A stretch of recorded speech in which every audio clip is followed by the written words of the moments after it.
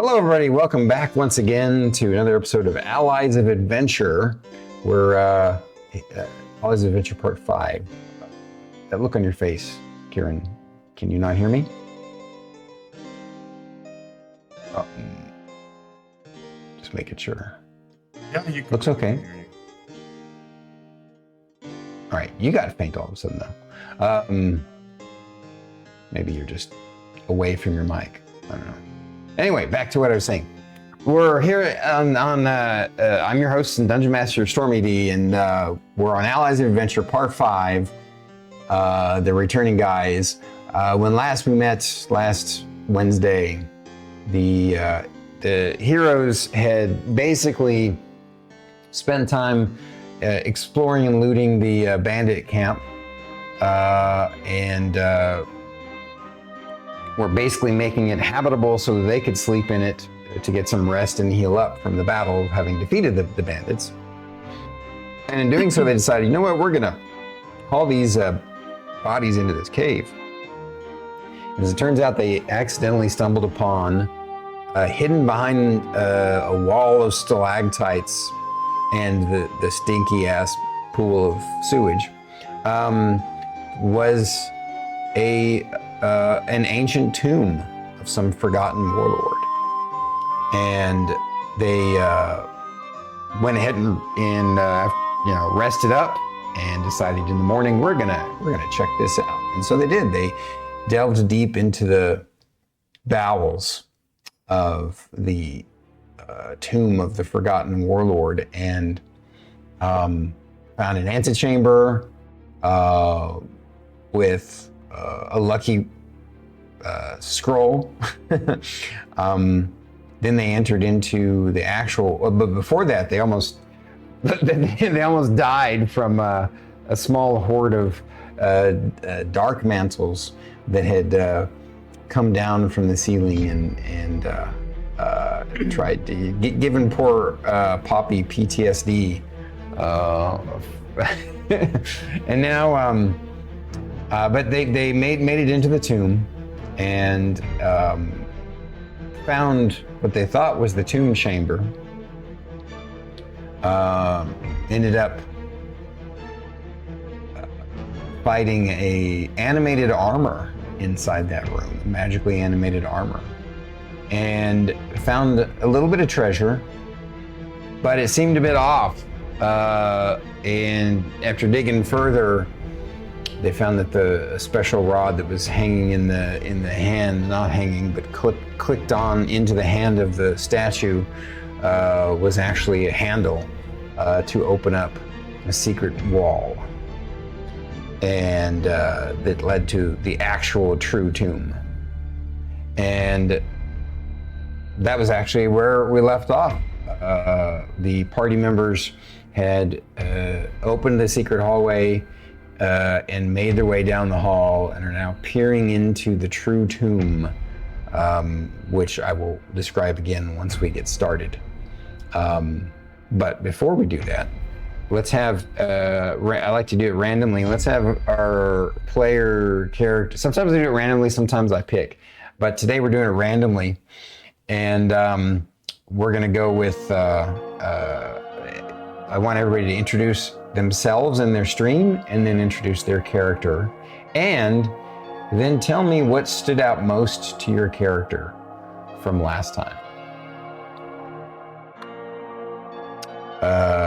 I'm just going to do it in the order that I see on screen, which is going to start us off with WhiteSeer, also known as Ceedric.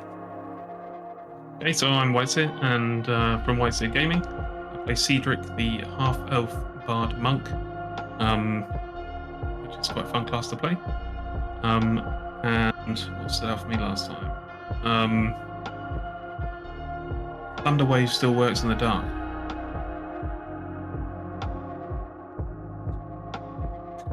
Well said. Well said.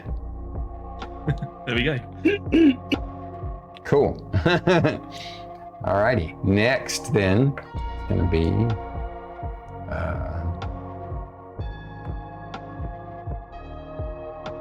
Mia Mao 10, aka Poppy. Hi everyone, I'm Miamout10 from my channel Miamout10. I will be playing as Poppy Jasper. I am a Sea Ranger Beastmaster, level 4. Excuse me. What stood out to me, the fact that there is such a thing as a dark mantle.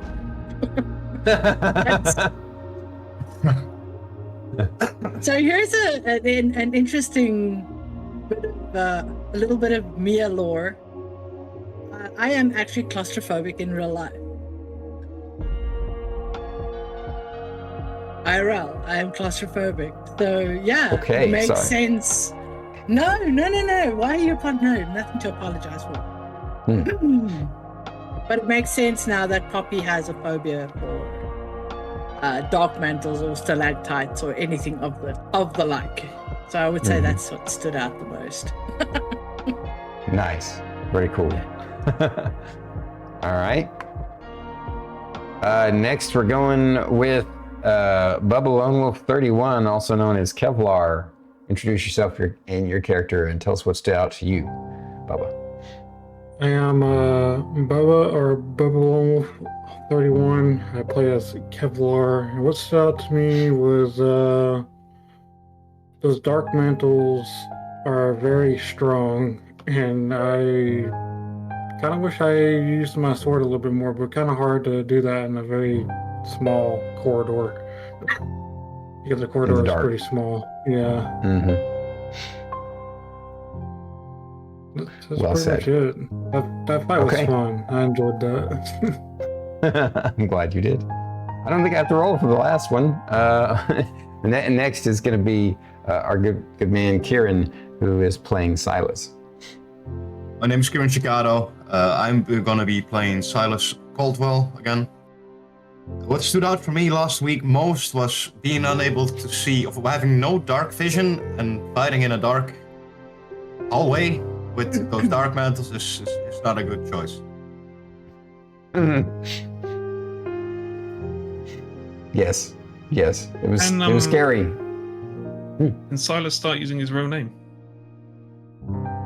Yeah, Caldwell. Everybody knows. Everyone knows. Yeah, I'm sorry, okay? Jesus. His Royal Highness. Well, but see, he needs to stay in the habit of it because in public he doesn't want to accidentally use his actual name. So that's it. Exactly.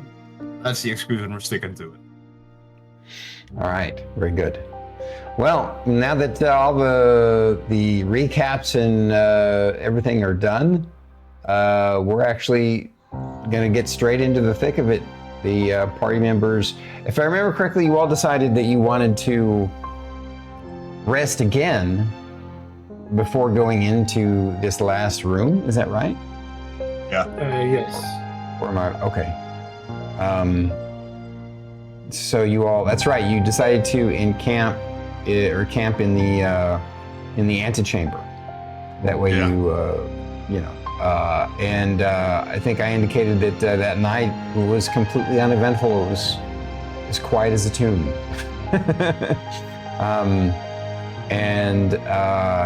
But you slept as well as you can on a cold, hard, stinky floor. I'm gonna guess it's not that stinky, but go ahead, Kirin. I want to use 2 hours to study the scroll we got. Okay. No problem. Refresh my memory. Your character's a human, correct? Yeah, I'm a human. Okay, all right. So you just basically are going to use that, during your watch, you're going to spend some time. Yeah, pretty much. On it. Okay. I think you said it was 8 hours or 12 hours of studying I needed to do. Either that or to get someone who could cast read or comprehend languages. Yes. So. Was it comprehend languages? Yeah, so there's a spell called Comprehend Languages that lets you read and understand any. It's not something you have, it's a clerical spell. But you all had discussed that and remembered, you were thinking about, we could bring back this corpse and have a cleric, talk to it.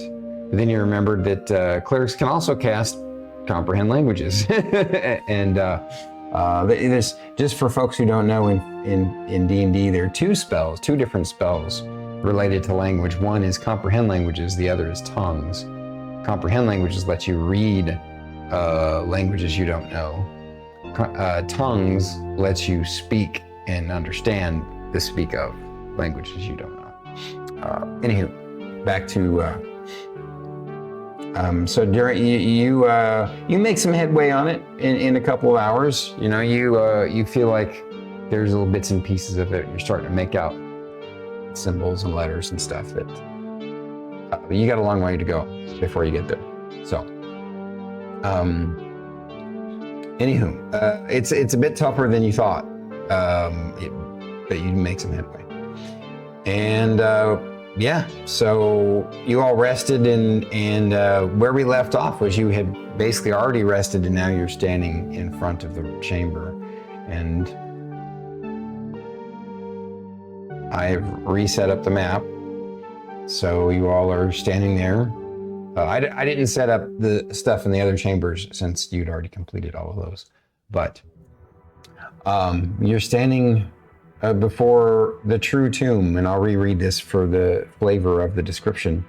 This true tomb is a chamber roughly the same size as the previous one.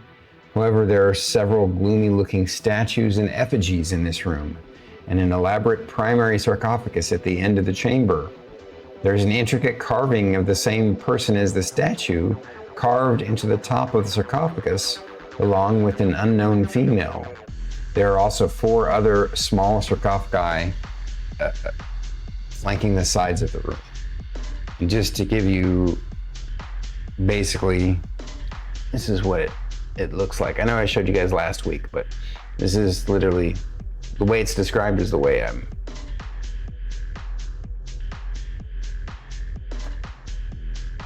Okay.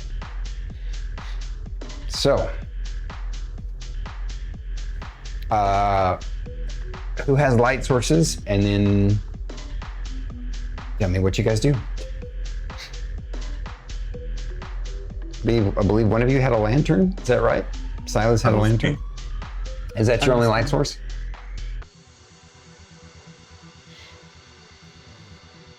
Or did Kevlar light a torch as well? Yeah, I lit a torch. Okay. I mean, it's a bandit camp. I'm sure you'll find torches.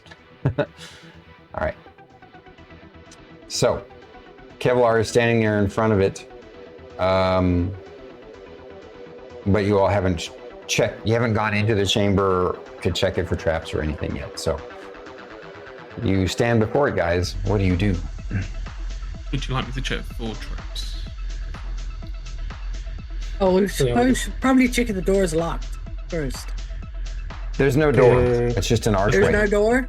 Just an archway? Right. You already came through the secret door, so the designers of this place didn't think, you know, if you found the secret door and made it this far, there doesn't need to be another door. How big is the hallway? Hallway is about 5 feet wide, and as you can see, the way it's kind of curved like a little L. Right now, you're standing in the front, but behind you is Ceedric.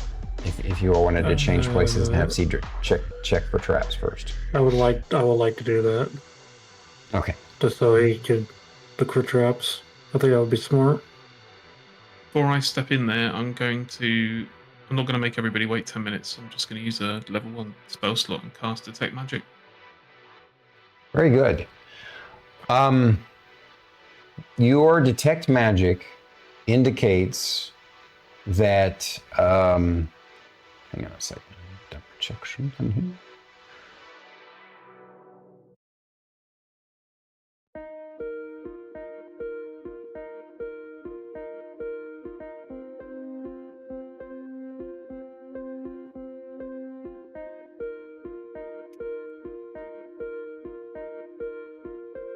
Your Detect Magic indicates that nothing in the room is magic, except you denote a faint outline of magic around the edge of the lid of the primary sarcophagus at the end of the chamber. Now, remember that detect magic can see through some surfaces, but if the stone is thick enough, it will not see through. Like there's some surfaces that it won't get that deep through. So it's possible there could be magic inside any of the sarcophaguses that would be obscured by the sarcophagi, actually. Yeah. Do I know the school of magic? Yes, it is abjuration. Oh, okay. Interesting. Okay, I'm gonna start just around the door mouth, tapping my staff on the floor to start searching for traps. Just make sure there's no tripwires or anything like that before I go in. And I'm gonna start. Sure. Start with the 2 statues. Well, the way if you remember, the way I described doing it is for each detect each detect traps, you're going to roll investigation. You can do it for your entire 30-foot circular movement. So basically, you can do a 30-foot section of the chamber. And I would just assume that you're checking if 5, 10, 15, 20, 25, 30. So basically, this whole half of the chamber. Well, it is a little bit wide. We'll say kind of from here to here. From this, we'll break it into thirds, and this will be the first third that you roll for. So go ahead and roll me the investigation. 12. 12. You don't appear to find or set off any traps. To the next one. Okay, go ahead and so basically, I'll move the character up, but basically, so as you move up to this next session, you start checking it. Kevlar, do you move into the room or do you stay where you're at? I'll move in a little bit just behind them, just for protection. Okay. What about everybody else? I'm gonna move in. Sylas is in front of me. Yeah. I'm gonna move to the You want left. to come into? Kevlar. To the left of Kevlar? Yeah. Like that? We'll go his to left the or right. mine? You want to go to the His right? left. Okay. His left. Okay. How's A that? little closer That to good? the statue. Yeah. A little closer to the Looks good. statue there. Like that? There you go. Yeah. Okay. You want to have your little critter right there? Yep. All right. Whoops. Ow, that's a table. All right. Go ahead and while they're standing, watching, hoping nothing bad happens, go ahead and roll me your investigation for the next section. I get something better than a 6. Oh, 25 in total this time. Gotcha. You actually do figure out very quickly that there's a pressure plate that looks like it sets off dart traps in the walls. Here, I'll draw where the plate is. So you're here. The plate kind of stretches across. It's a dyeing pin. Rest in peace, Ben. The plate stretches across here, and basically from the walls in the same area, you notice holes that are likely some kind of dart, potentially poisonous. Although, as old as this tomb is, it's also possible the poison has lost its efficacy. Okay, I'll warn everybody. And then I'll set to work trying to disarm that. That's going to be sleight of hand. Are you going to be the best at that? I have a +6. Is that better than Poppy's? Yes. Okay. Do you want to assist him? Basically. Because you can actually assist him. Yes. Yes, I'll assist him. Then I'm going to have you roll first as the assistant, and as long as you hit a DC of 10, then he can roll at advantage. I'm going to assume a D20 here. Yes? Yeah, you roll a D. So you're using your sleight of hand. You just roll a D20 and add your sleight of hand modifier. That's a 19.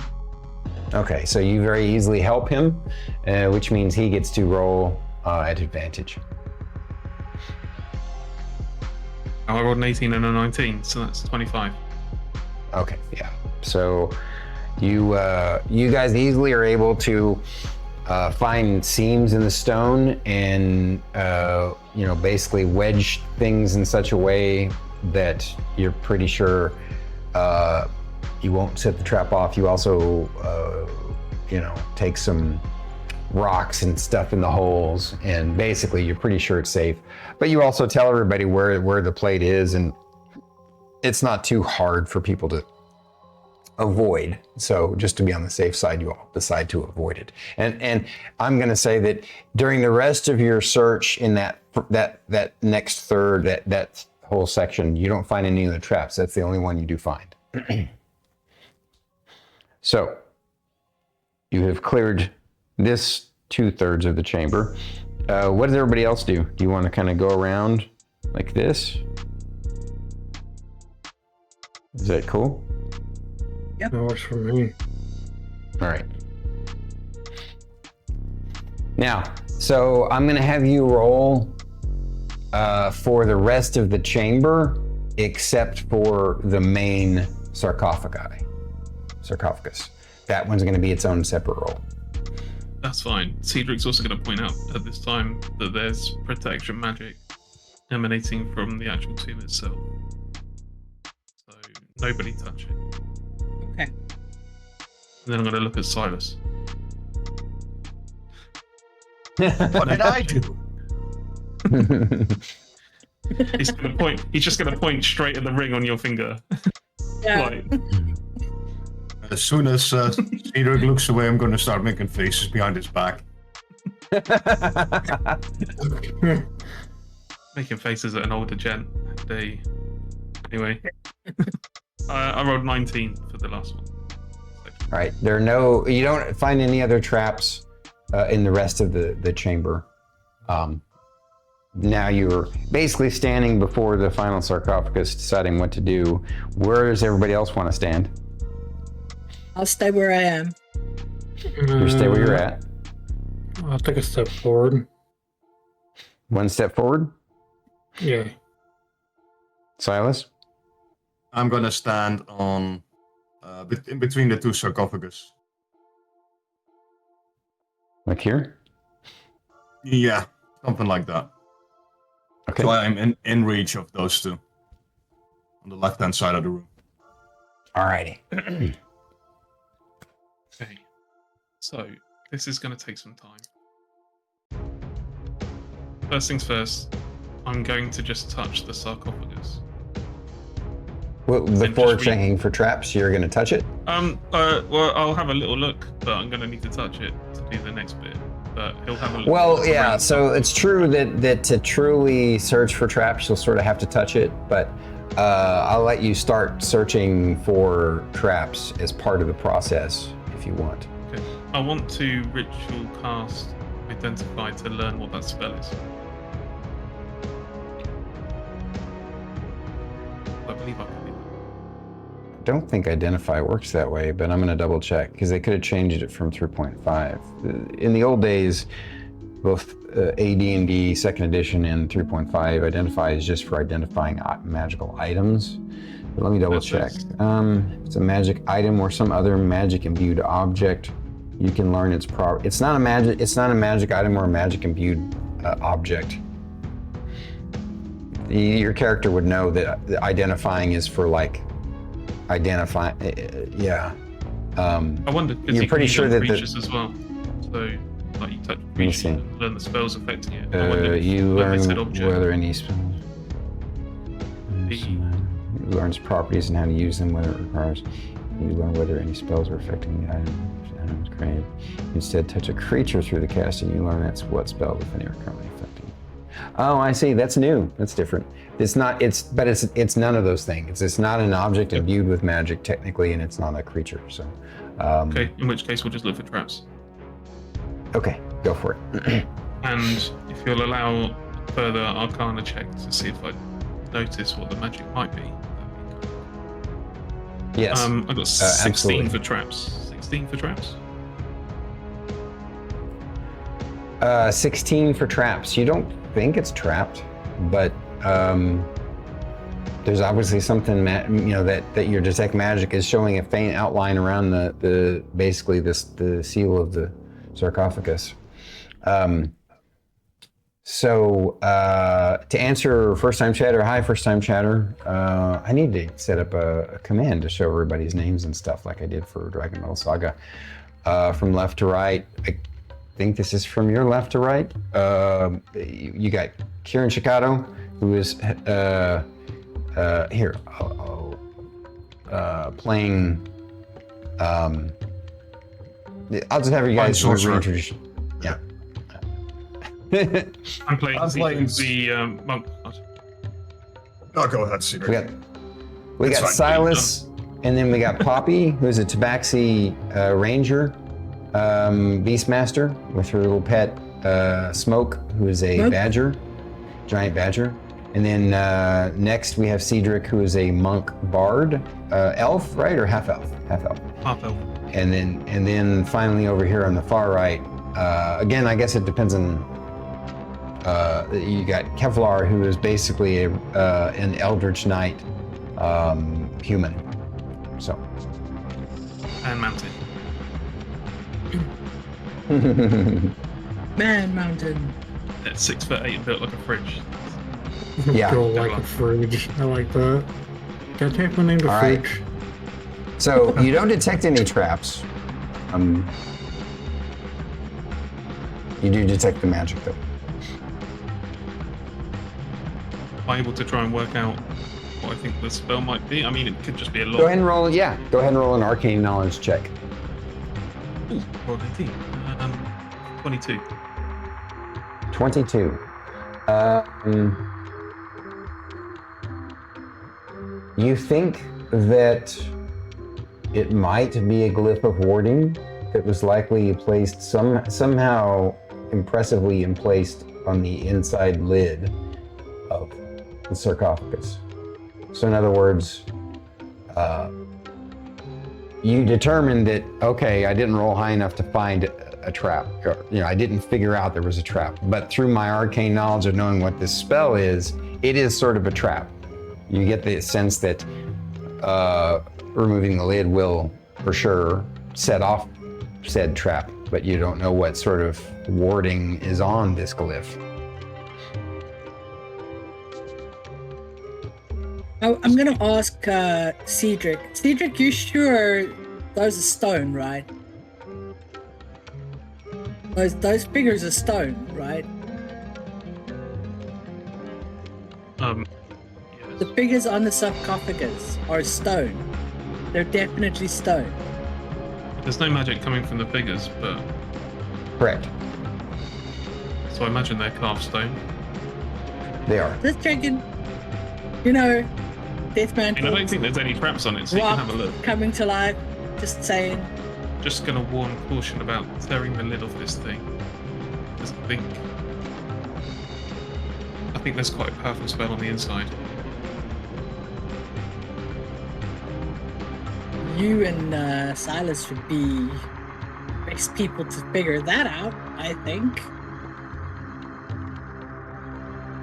What about the statues next to them? Are they magic at all, or they're just normal statues? Nope, they're not magic, and he's already checked them for traps.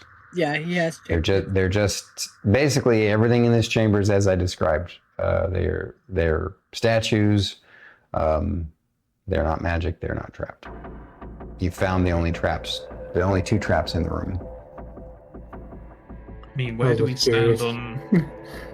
stand on desecrating tombs here, guys? I mean, we did it before. I think that ship sailed already. Yes, the bodies in those tombs are intact, and so are the tombs. How do I we can know get they were into this attacked? thing. We haven't looked inside. Well, no, in the other place, in the other room. I can get into this thing without touching it from a relatively safe distance. But there won't be What more if- to me. What about the other 4? Question. There's no magic coming from those that I can tell. No, not magic. Are we gonna open them?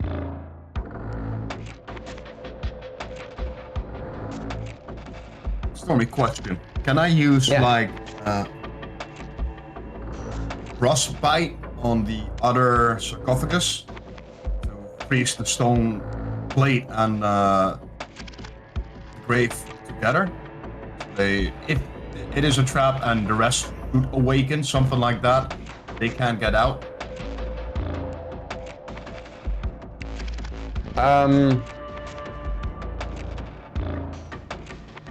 If that makes sense. I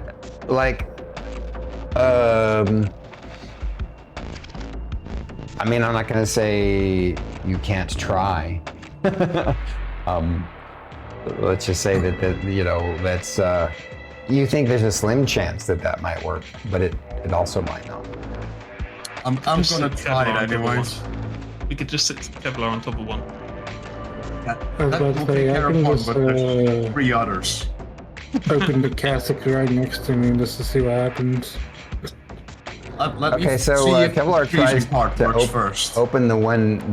Do you guys stop him? He goes over to try and open up the one next to him. Or Yeah, you- I stop him. I want to try and freeze at least a couple of graves, if it's possible. To see if it Let me works. see this spell again. It's called what again? Frostbite. Frostbite. Okay, Ceedric's also going to point out he doesn't think that the spell is going to open the other caskets and have undead things jump out. I'm more worried that it's going to be quite explosive. You cause numbing frost to form on one creature. So it really just. I mean, yeah, it's not going to be create a thick enough sheet of ice to stop the lids from being opened if somebody wants to open.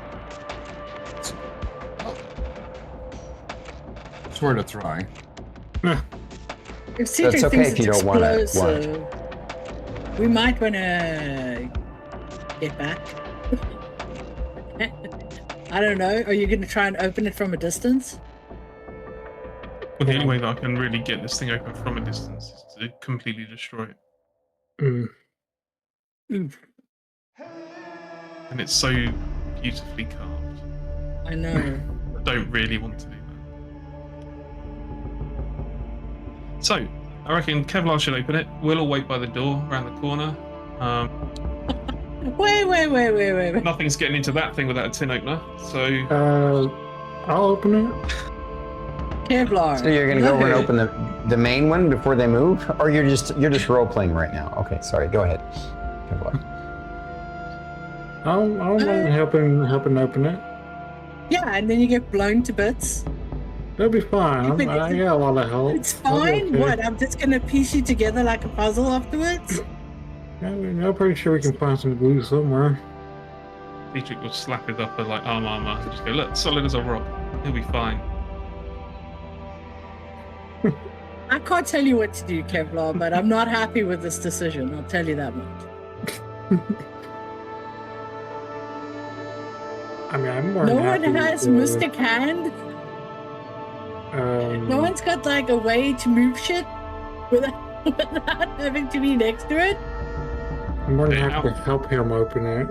Out of character, Unseen Servant has a strength of 2. It's literally carrying like sticks. It's not lifting a lid off a stone sarcophagus. Again, I can't tell you what to do. How You strong make is your own smoke? decisions here. How strong? I'm not putting smoke in there, you mad? Get out of here. Any ideas, Silas? Well, I think your servant would definitely be the best shot. And if Kevlar wants to open it, I can try healing him. I'm not sure if it's going to be put together properly. My arcane servant won't be able to lift it. I'll give it a shot. But I don't know what's gonna happen after I open it.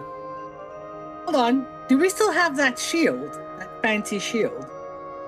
Yeah, That we put in the bag of holding? Yeah, we put it in the bag. I think.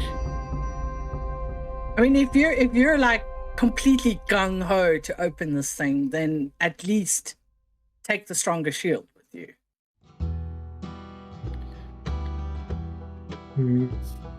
Yeah, I'll swap out shields for that shield. Okay. What is your So- AC again? 20? 21?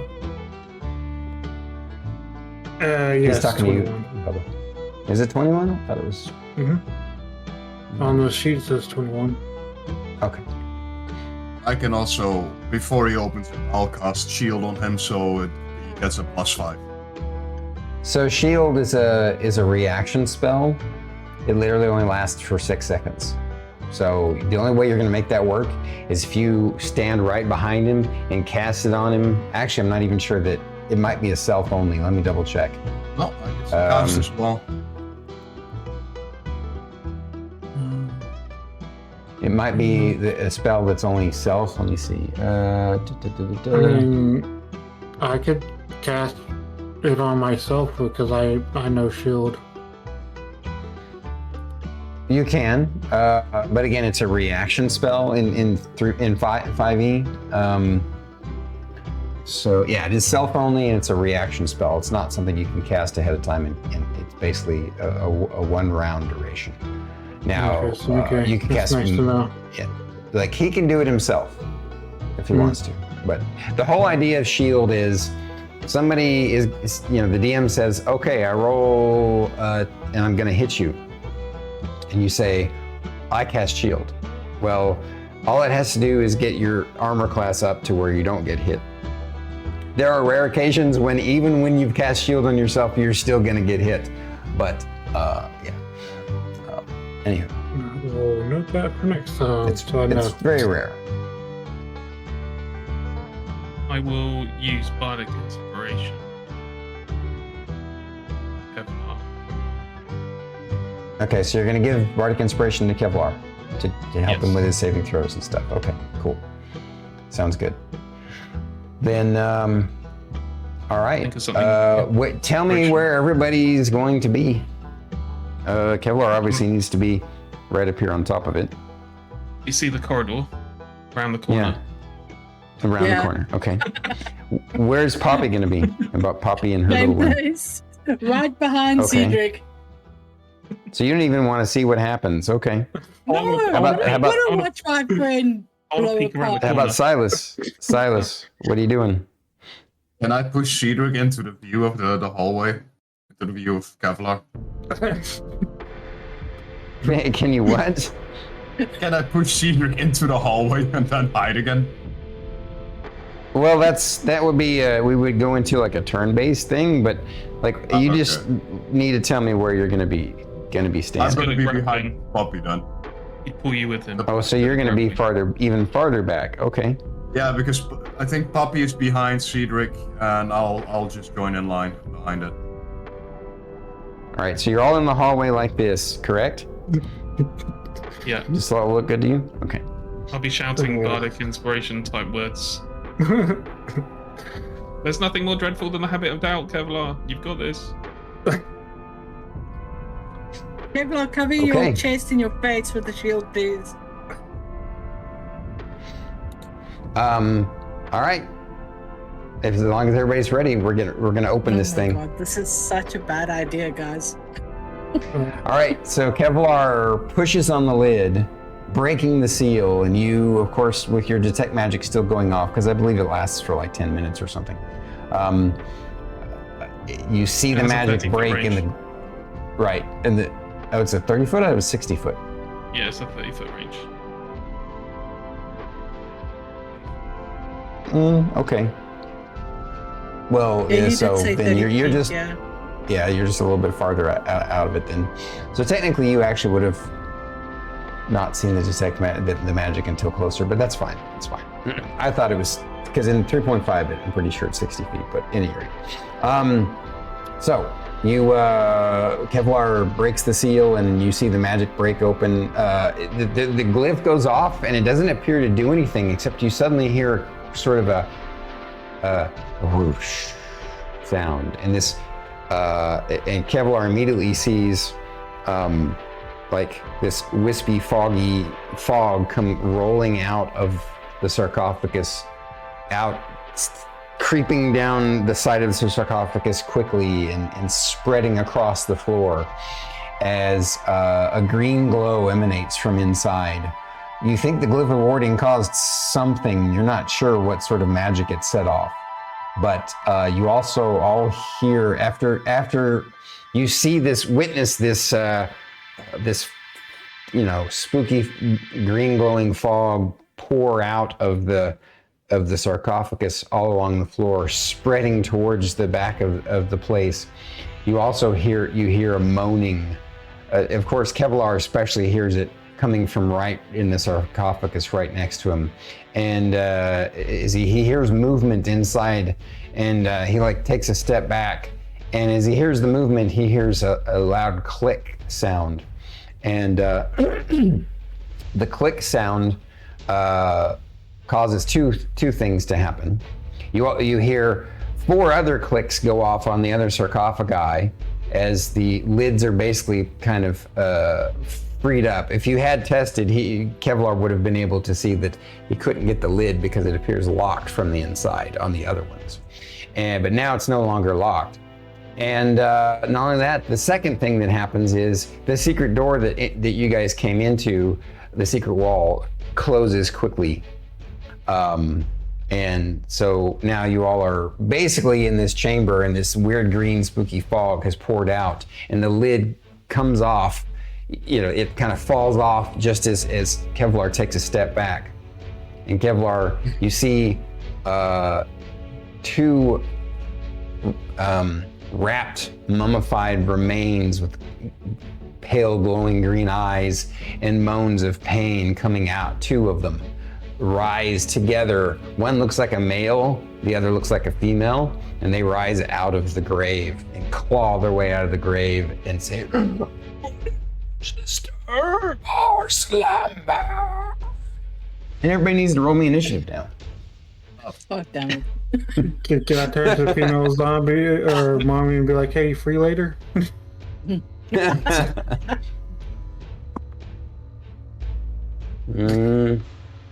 Can't believe I only have That's, one mummy. Oh no, this is good. This is perfect, actually. Oh yeah, D20, right?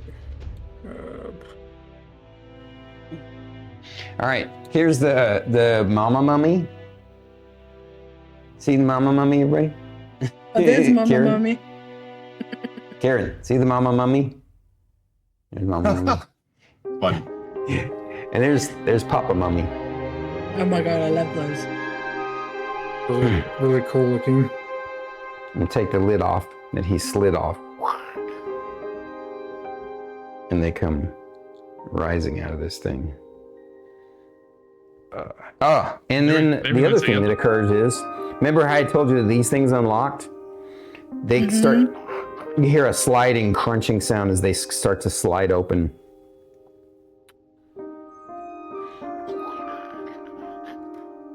And they, rising out of these,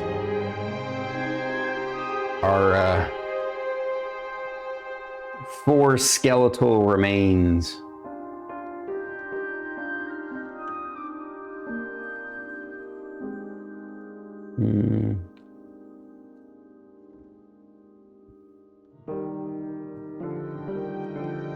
Let's see.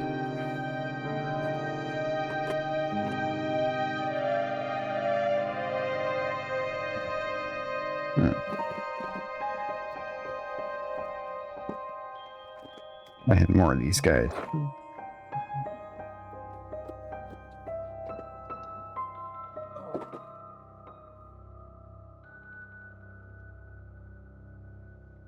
I was sure I had more of these guys. That's weird.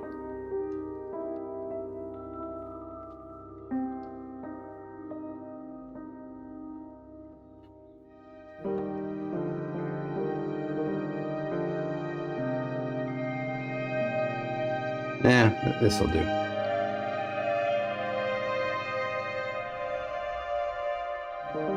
All right, they look like, here's a couple of the skeletons. There's your standard bog standard white, skeletons, and then this one is a little different, and then this one's a little different, but they're basically all skeletons.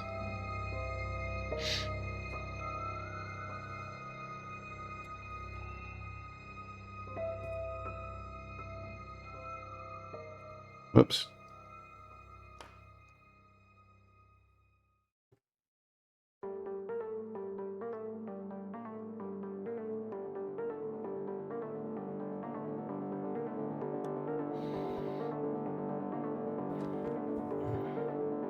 You still got this, Kevlar. We're rooting for you. He's rooting for him. All right. I got a 19. Hang on, I'll call you guys out just a sec. Okay.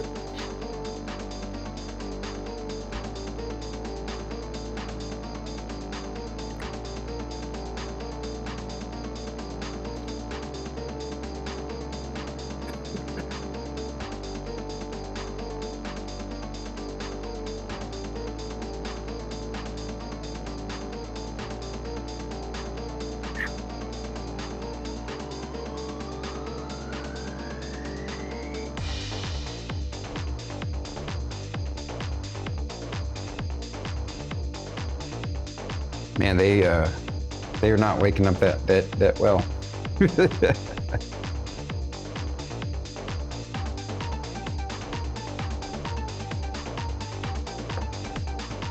Wow. The mummies, on the other hand, are really, really annoyed at being woken up. It's like me on a Saturday then.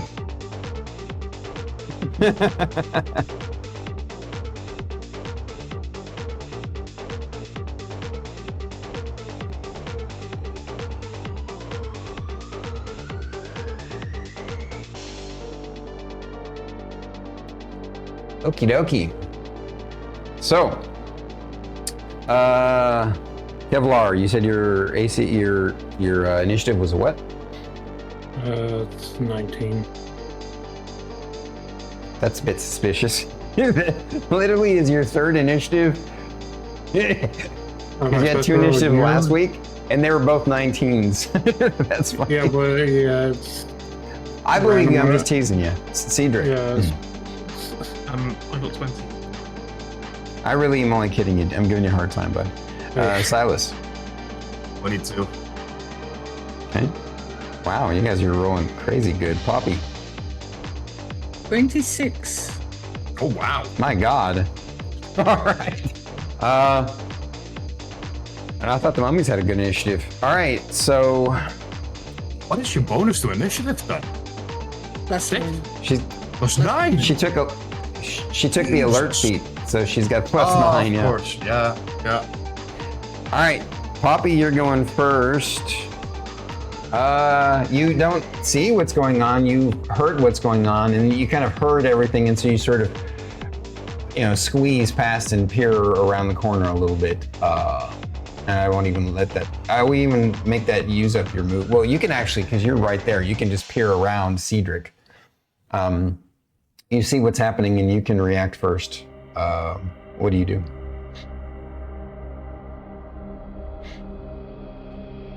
That's a good bloody question.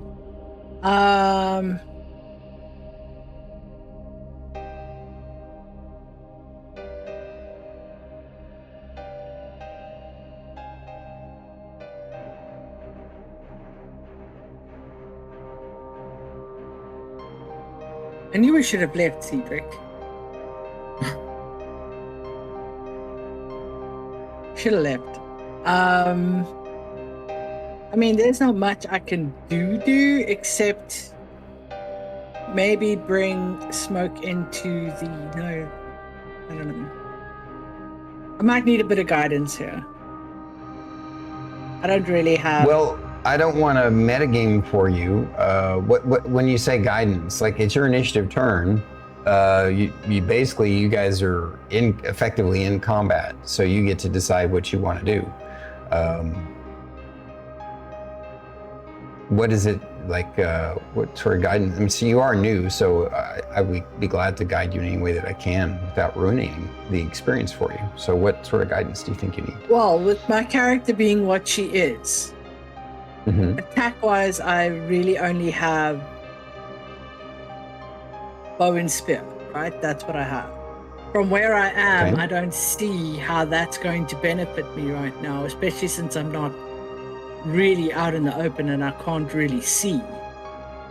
No, you can see. So, because of where you're standing, you know what's happening. You basically peer around Ceedric's shoulder and see what's happening.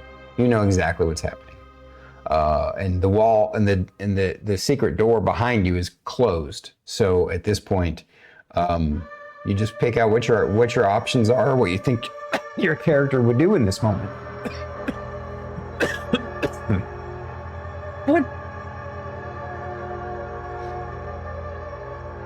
What spells did you take?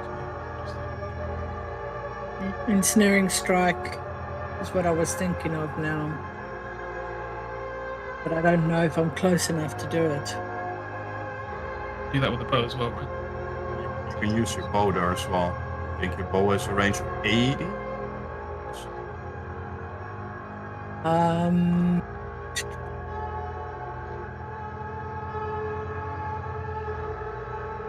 My bow has a range of 150. So you should be able to use it. 150 to Strike. 600 feet. Well, so interestingly enough, Ensnaring Strike is a bonus action. The next time you hit a creature with a weapon attack before the spell ends, a writhing mass of thorny vines appears at the point of impact, and the target must succeed on a saving throw, will be restrained. Yeah. So I'd say you're the idea of that is you want to shoot somebody with an arrow and basically cover them in magical vines. That's the idea, Like yeah. All right. And I'm thinking of the two at the back. I'm going for the male, the two. Okay, so you want to go for what looks like the boss mummy. You want to shoot him with the. So just to be clear, you can move through your friendly squares freely, as long as you don't end up.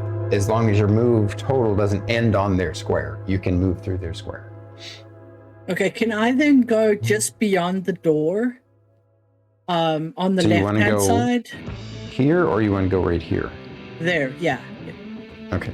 And I'm leaving smoke in. I want smoke to stay behind. Okay, smoke is staying behind. So I'm gonna show him to stay behind, and then I'm going to take a shot at the. Shall we call him the boss mummy for now? Sure. Yeah. I'll first off, I'm gonna number the skeletons, and then I'm gonna number the mummies. Daddy mummy and daddy mummy. Yeah, mummy and daddy mummy. I'm gonna hit daddy mummy. Well, attempt. A lot of mummies. A lot No, of these are mummies just here. skeletons. These are skeletons. These are mummies. Those are mummies, yeah. True. Daddy mummy will be the alpha male. He's number 1. Mommy mummy is the number 2 there. Okay. So you want to shoot at mummy number 1, correct? Yes. And you want a bonus action first, which you can. Bonus action to ensnaring strike, right? Yes. Yes. Okay, so use your bonus. And so first you have to hit then. The next time you hit a creature with a weapon attack before the spell ends, a writhing mass of thorny vines appears at the end of impact, and the target must succeed on a strength saving throw, be restrained by magical vines until the spell ends. A concentration up to a minute. A larger creature has advantage on the saving throw. If the target succeeds on the save, the vines strip away. While restrained by the spell, the target takes 1d6 piercing damage at the start of each of its turns. Okay.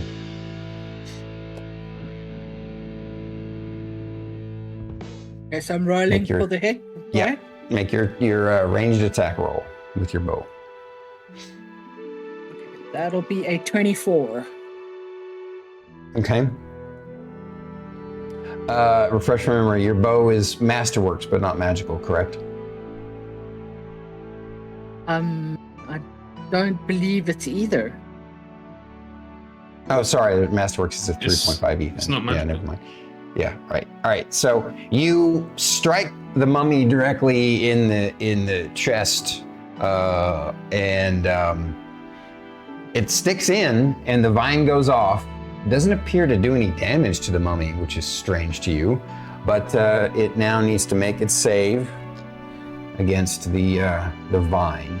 And I believe it gets to.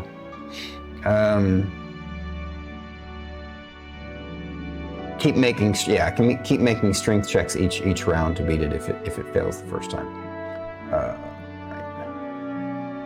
So, but it first needs to make a strength saving throw. Is that correct? I need to double check. Yeah, strength I saving don't throw. have that on here yet. Yeah, strength. All right.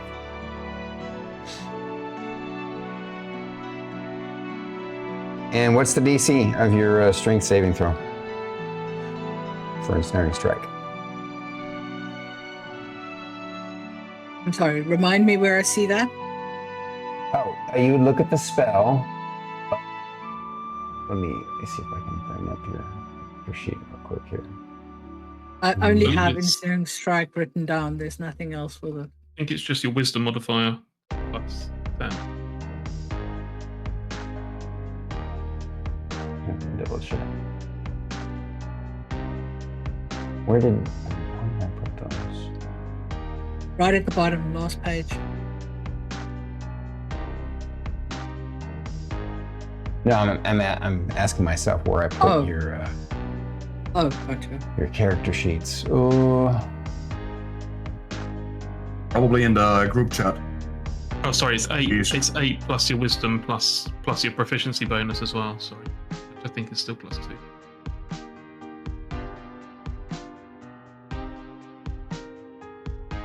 yeah. So your spell save DC is a 13. Do you see where that's at the top of your spells page? You go to your last page where your spells are, and then at the very top. Oh, you have gotcha. yeah. Gotcha. Okay, so 13. So he needs to make a 13. He does not make the save for this first round, so he doesn't take any damage from your arrow, which is really weird. But he does. The mummy does get stuck by the vines. Let me double check. I think it says that it takes. While restrained by the target, it takes 1d6 piercing damage at the start of each of its turns. Okay, so don't let me forget, when the mummy's turn comes around on his turn, then he's going to take a d6 from you, from your magical vines. May I ask a question? Sure. What is the spell attack bonus? So spell attack bonus, you mean like you're wanting to know? So if you had a spell that targeted a creature, like right now you don't have any spells queued up, I don't think, that do that. But if you did, you would roll the spell attack bonus to hit. And like when you roll your d20 and you add your bow modifier, or if you're trying to hit with your scimitar or whatever, or your spear, you roll your spear modifier. That's basically your modifier to hit with a spell. Okay. Right. So that was initiative 1. Nice. She locked down the boss, at least for now. So that is going to be number 2 is going to be Sylas. I want to move inside of the You- chamber. You heard what's going on. You don't know what's going on yet. I want to move inside the chamber to the 2 tombs on the right. All right. So you'll go 5, 10, 15, 20, 25, 30. You see this horror show before you now.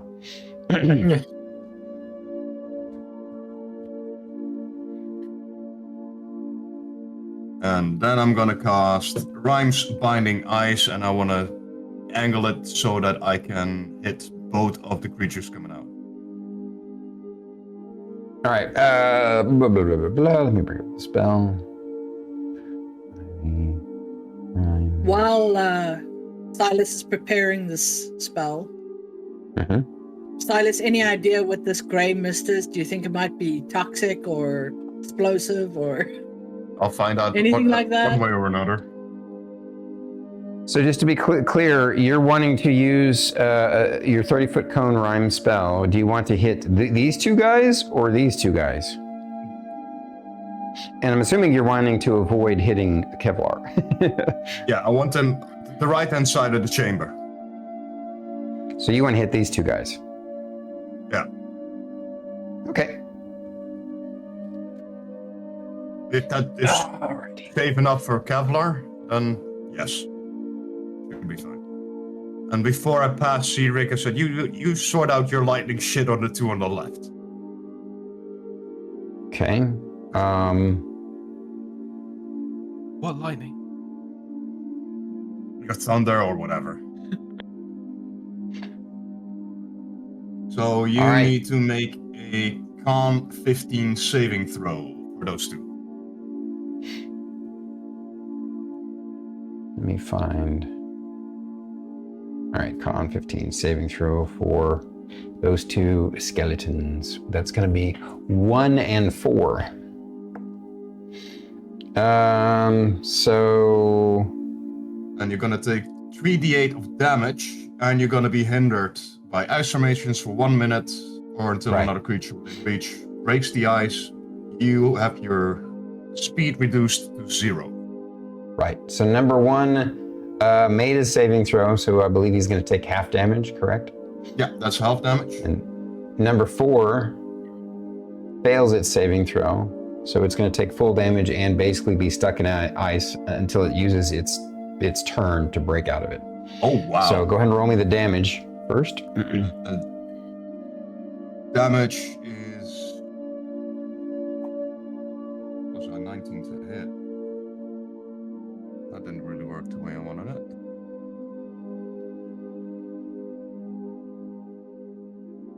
Uh, 19. 19, okay. So half of 19, I believe you round up in 5th ed, so or I guess it's basically 9. So number 1 who made it save takes that damage. Number 4 is eviscerated by the ice. He just crumbles apart and breaks apart falling into his broken dusty bones back into its sarcophagi. And yeah. And so, and number 1, you said it was not stuck because he succeeded. Otherwise, he would just died. Because that was some good damage you rolled. All right. Anything else, Silas? That'll be it for me. Okay. Next is going to be Ceedric. Okay. Do those the smaller sarcophagi, do they have, is that a 5-foot gap in between them? Yes. Okay, so if It might be more. Let me double check. check. I think it's actually a 10-foot gap in between them. Okay, in which case I will engage the one on the left closest to us in combat. You mean in melee range? Okay, so Yep. 5, 10, 15, 20. I guess you want to be like right here? Yep. All right. And I will attack it with my staff and follow up with martial arts. Okie dokie. I got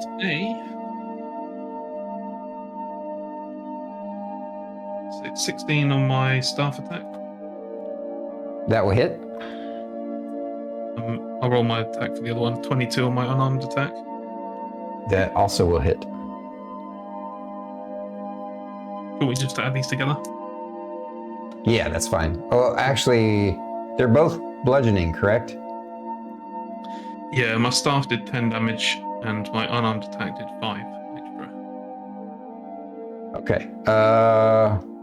You can tell that your both your fist and the bludgeoning of the staff do effectively like extra damage to these things. So you annihilate the crap out of that skeleton. You guys see him just come up and punch and swing down and just shatter this skeleton apart.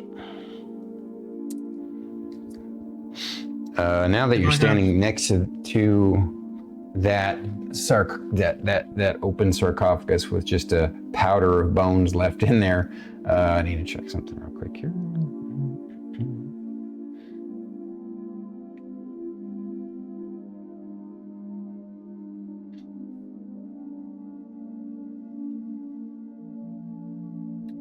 What's your perception check? Your passive, I should base say. skill or passive? Passive is 17. Oh. Just standing there after beating the crap out of that thing, and now you're ready to figure out what to do next. Out of the corner of your eye, since you're standing right above it, down into the stone coffin, you note the let's see here.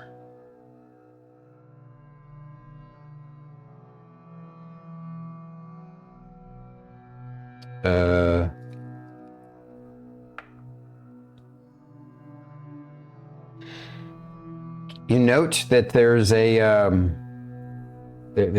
bit of a gleam. You think you spot something shiny in there. That's about it. Okay. All right. Do I have any remaining movement left? Let's see. You were here. 5, 10, 15, 20, 25. How much movement do you have besides 30? Or is it just 30? Just 30. You have another 5 feet of movement left. Could I stand just behind the pressure plate? So just take a quick step forward.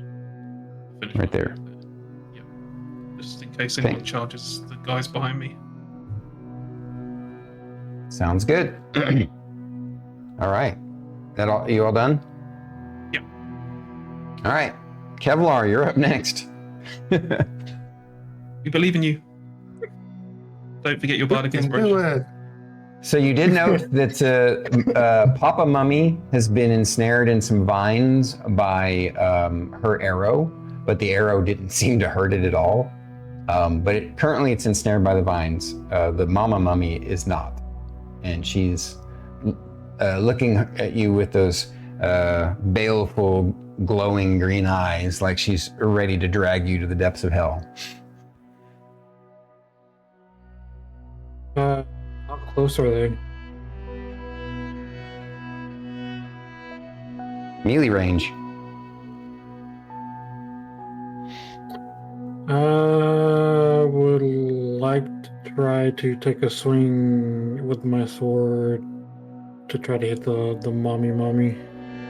Okie dokie. Mummy is getting an attack from our resident warrior. Go ahead and make your attack roll, sir.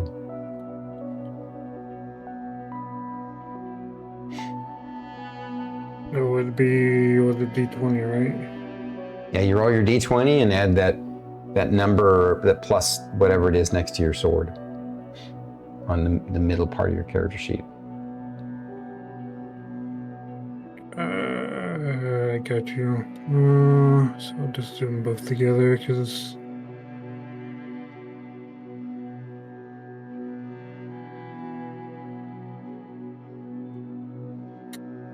Uh,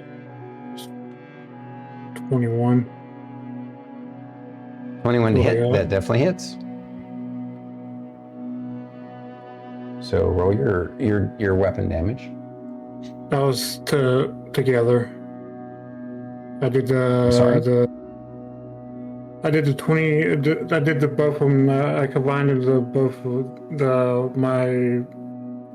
the 20 dice and the attack guy together. Or am I not supposed to do that? I understand. So yeah, your attack dice is what number? So the Or sword not dice, is, but your attack bonus. You have it written there on your character sheet, right? Let me find. The sword is a 7. Right. So is that what's next to your sword? It says +7. Uh-huh. So you add that 7 to whatever your D20 roll was, and you got a total of 21. You said, correct? Yeah, no, it was just a 20. The dice was, I rolled a 7 with the dice. So 7 plus 7 is 14. Where are you getting the 21 or 20?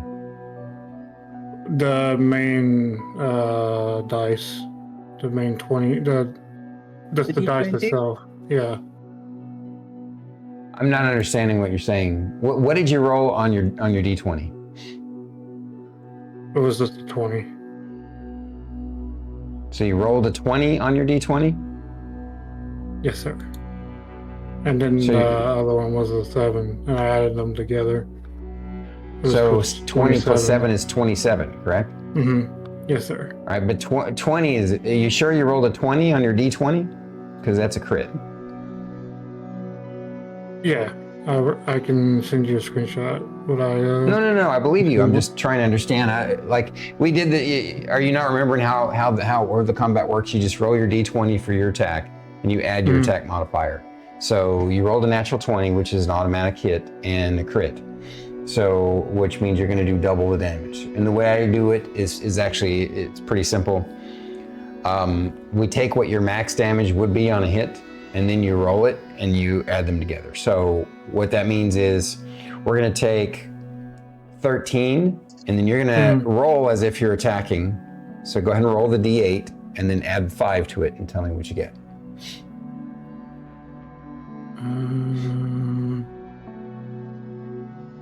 Wow, I rolled really, really low. Just a 5. You rolled a 5 on a D8, and you think that's a low, or you rolled a 1 on the D8? This 5, I rolled the 5 on the D8. So that's not low on a D8. That's above average. That's pretty fine. high. So yeah. So so you got 10 damage, but because and then now you add it to the damage that you've already done since you crit. So which is going to be 13. So you did 23 points of damage to mummy number 2 on your first hit, and you do notice that your magic sword seems to slice through it easily and do damage to it. Just for your information's sake. I'll try to remember the dice stuff. Still trying to learn the whole dice. That's okay. We'll figure it out together. Once you do it enough, it'll get stuck in your head and it'll be obvious. All right. Anything else from you, brother? No, that's it. All right. Next is going to be the mummies. Let me roll that D6. Yep.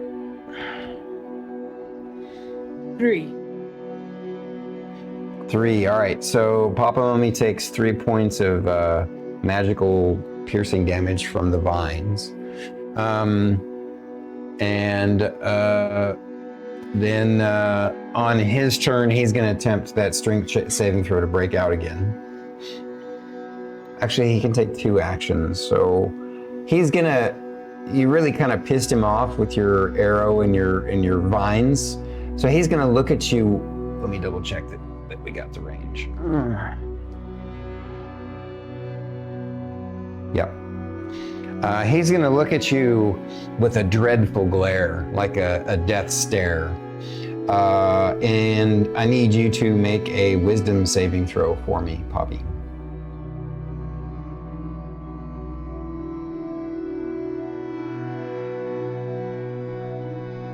That would be a 20. All right, you succeed. You, for a brief moment, it stared into your soul and felt like it was going to devour your soul. Not like it actually would, but like it creates this sense of dread in you. But you shake it off. So you succeeded on your saving throw. If you had not, you would have been in the frightened state, which would mean that everything you do from then on was a disadvantage. But you're okay.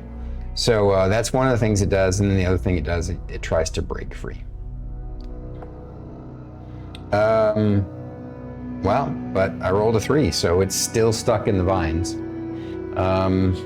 But the other mummy is going to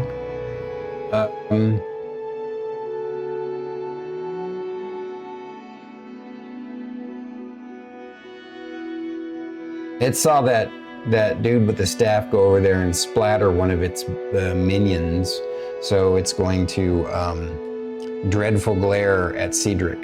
Ceedric, please roll me a wisdom saving throw.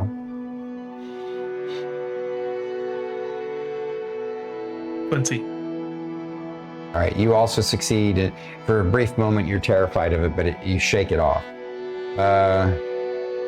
So both of you are immune. Both of you are immune to the dreadful glare for the next 24 hours. For either mummy. It's just any dreadful glare from any mummy. It's going to take a swing. Its rotting fist is going to try and slam Kevlar. Kevlar, what's your armor class? 21. All right, my yeah, that's right. class. We just discussed that. 21, yeah. Let's see. 16 plus 5 is a 21. Well, all right. So the mummy is going to hit you. Is there anything that you want to do with any of your reactions? I do. I'd like to use So cussing words on it, it's not please. your turn.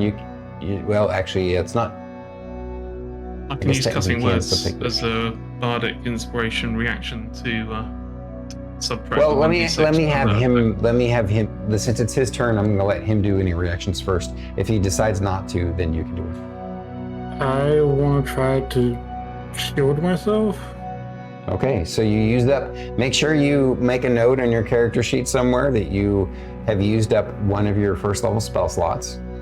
You cast shield on yourself, which boosts your AC up, creates this basically a magical barrier for 6 seconds that lasts for the rest of the round until your next turn. So basically your AC goes up by 5, I think, or is it 4 in 15? Anyway, it is 5. Okay, so it goes up by 5, and so now your AC goes from 21 to 26, and she misses you because of that. Did you still want to do your thing, Bard, or not? No. Okay, all right. And so the mummies are done now. The skeletons.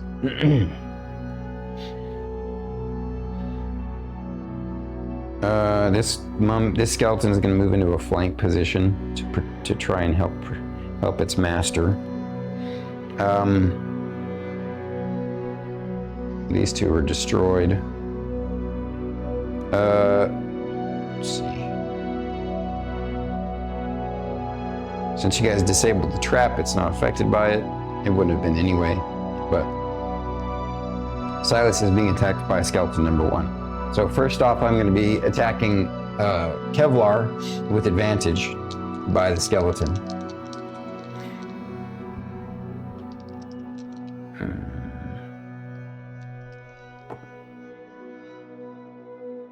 Let's see.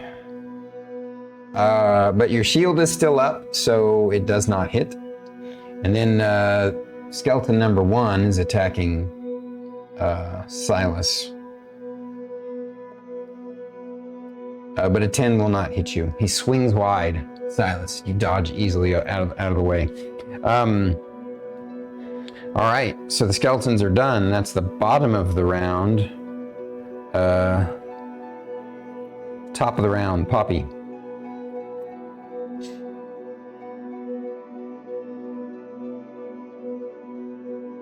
Sorry, just checking something really quick. Sure.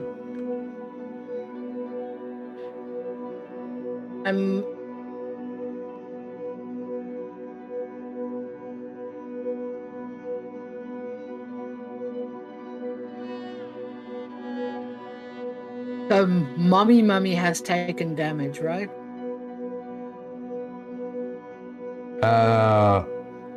Both have taken damage, it looks like. Both have taken damage.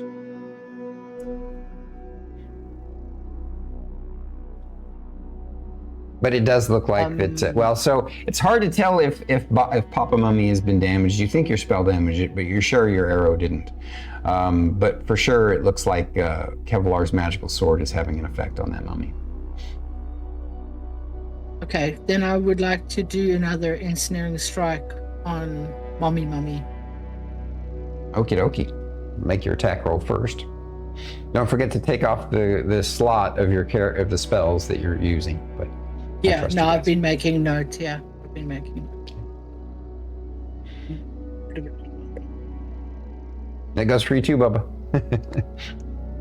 Yeah, I made a note that I used the shield so I wouldn't forget. I'm actually kind of glad that we went with that because it actually was a lot more useful than I thought it was going to be. Yeah. I mean, it only lasts until your next turn, and then it shuts off. But, if those spell slots can be used. Like, either you can use them offensively, or you can keep the slots for your shield. It's pretty cool. So what'd you do, Poppy? Sadly, that was only a 12. A 12 against Mama Mummy? Yes? Yes, 12. That actually hits. Oh, okay.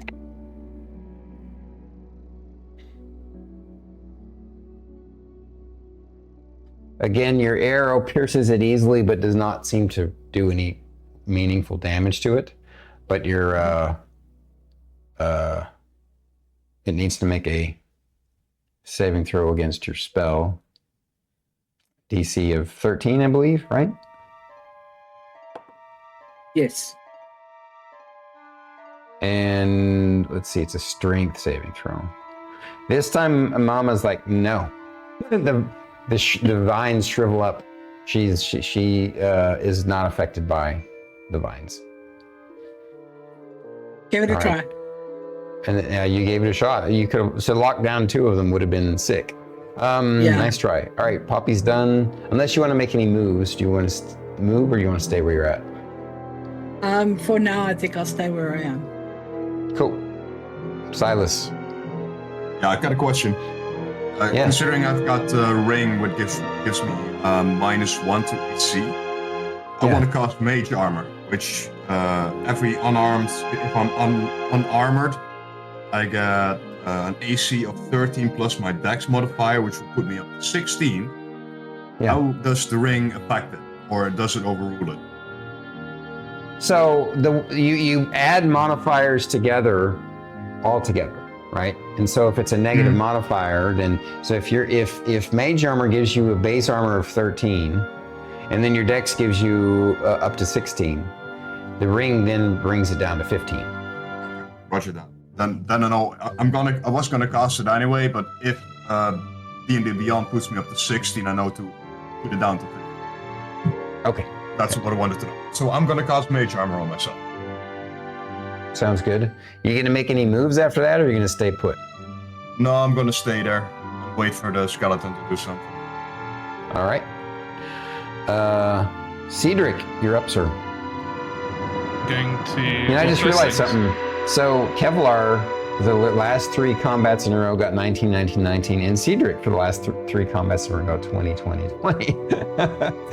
I'm only rolling 16, so you said. Did I notice that Poppy's non-magic arrow didn't do anything? And Kevlar's magic sword did do something. I would say no for the first one because but then after the second one, I would say with your high perception, after seeing the 2 different mummies, yes, you're pretty sure that these mummies can only be affected by magical weapons or magical spells. Okay, so first things first, he's going to look at the 2 people that are right in front of him and say, only magic for the alphas. And then I'm going to step into combat with that skeleton that's threatening Sylas. All right, do you want to step to try and flank him? Yeah, I can. Okay. All right, you gingerly step onto the trap that you guys disabled, but you're confident in your skills. And now you have a flank position, so you can roll at advantage. Okay. So my first attack, which is the staff, is a 16. That hits. Or 6 damage. 6 damage on, let's see, that is skeleton number 1. Oh, that was the one he had already damaged. You crush the skull of that skeleton. It is gone. Oops. destroyed. Hang on, I'm just checking her monk ability. And now that you're standing next to this sarcophagus, your high perception, you note something that looks like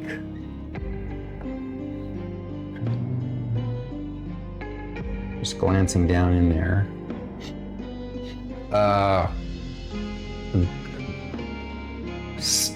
A long, cylindrical, shiny, brown kind of glossy, something. You note something that stands out because it's in a tomb and it's got a glossy sheen to it. It looks like a wooden gloss sheen to it. Maybe, yeah, you're not sure what. I believe I can move and then take my bonus action for my additional unarmed attack. I mean, what additional? Oh, yeah, because you made it. You moved. My monk ability.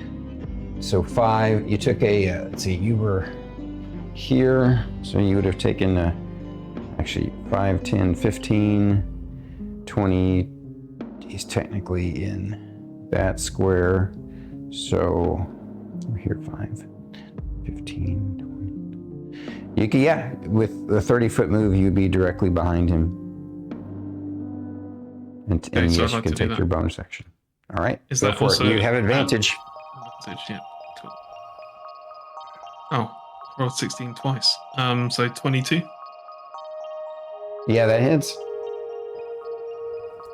8 damage.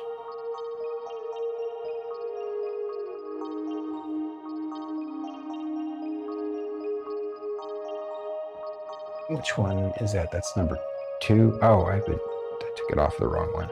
Oh well, that doesn't matter. All right, 8 damage. The skeleton is visibly damaged. Some of its ribs are broken out. All right, you all done? Yep. Kevlar, you're up. I'm gonna take another swing at the mommy. Mummy. Okay, go ahead and make your attack roll. Roll a d20 and add the +7 to it. Okay, I got a 13 on the d20, and then... So that's a total of a 20. It's what they call a dirty 20. I hate that term, but it is what it is. It's kind of funny too. But it's not a crit. It just means that you if you hit the AC, then you hit, and you did. It doesn't have a high AC, so you hit the mummy. Go ahead and roll your damage against Mama Mummy. I'm gonna roll that for you. Yeah, it's going to be a D8 plus 5, right? You rolled a 4, so you got a total of 9 damage, correct? Yes. All right.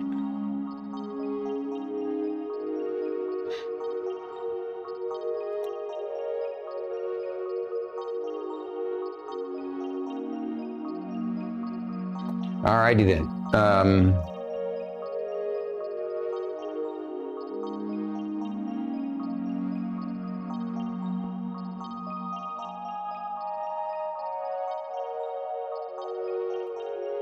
Anything else? Anything is that it, Kevlar? You staying put? Can I cast sleep on her, or am I out of moves? So sleep would be another action. You've already used in your action for the turn, which would be your attack. Gotcha. No, that's all I got. Gotcha. What you typically want to do is plan that so that when you've done some damage to some enemies or whatever, then you cast sleep. Yeah. So anyway, you're not sure how effective it will be against undead things, but you can try. So now it is the mummy's turn. Papa Mummy is first of all. There's another person he can glare at, but he did roll his action. Oh wow, rolled a natural 19. He breaks out of the vines this time. He still takes on its turn the d6 though. So go ahead and roll that for me, Poppy. Another 3. Okay. and he breaks out of it. His one of his main actions, his physical action, and his dreadful glare, which is a special sort of like a bonus action, as it were. Let's see, the only two people that he's dreadful glared have been immune to it. That's Ceedric and Poppy. So he doesn't like that dude has been hitting his wife. So Ceedric, I need you. He glares at you balefully. Go ahead and roll me, not Ceedric, sorry, Kevlar. Kevlar, roll me a wisdom saving throw. You can add So what that is if you want.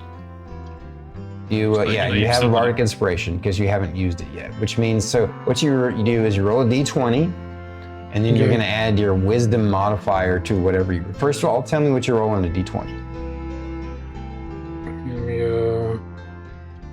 Give me a 9. All right, 9 plus your two. wisdom modifier is 2 is going to be 11,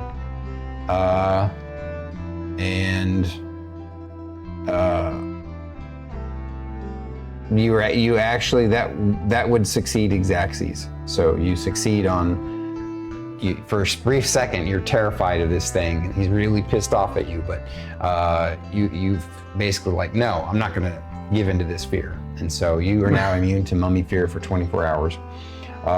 You didn't have to use the bardic inspiration because you hit the DC just barely.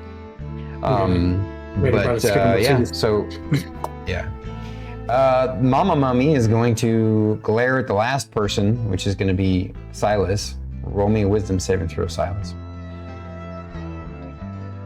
Wisdom saving.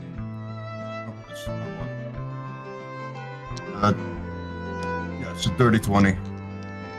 Dirty 20. All right.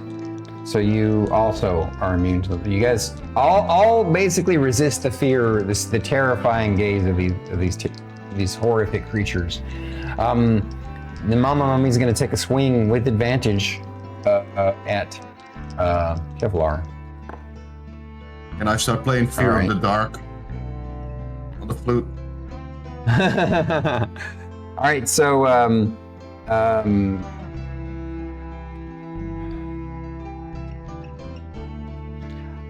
Kevlar, I'll say that you have been hit by the mummy. You can decide if you want to cast shield again or not.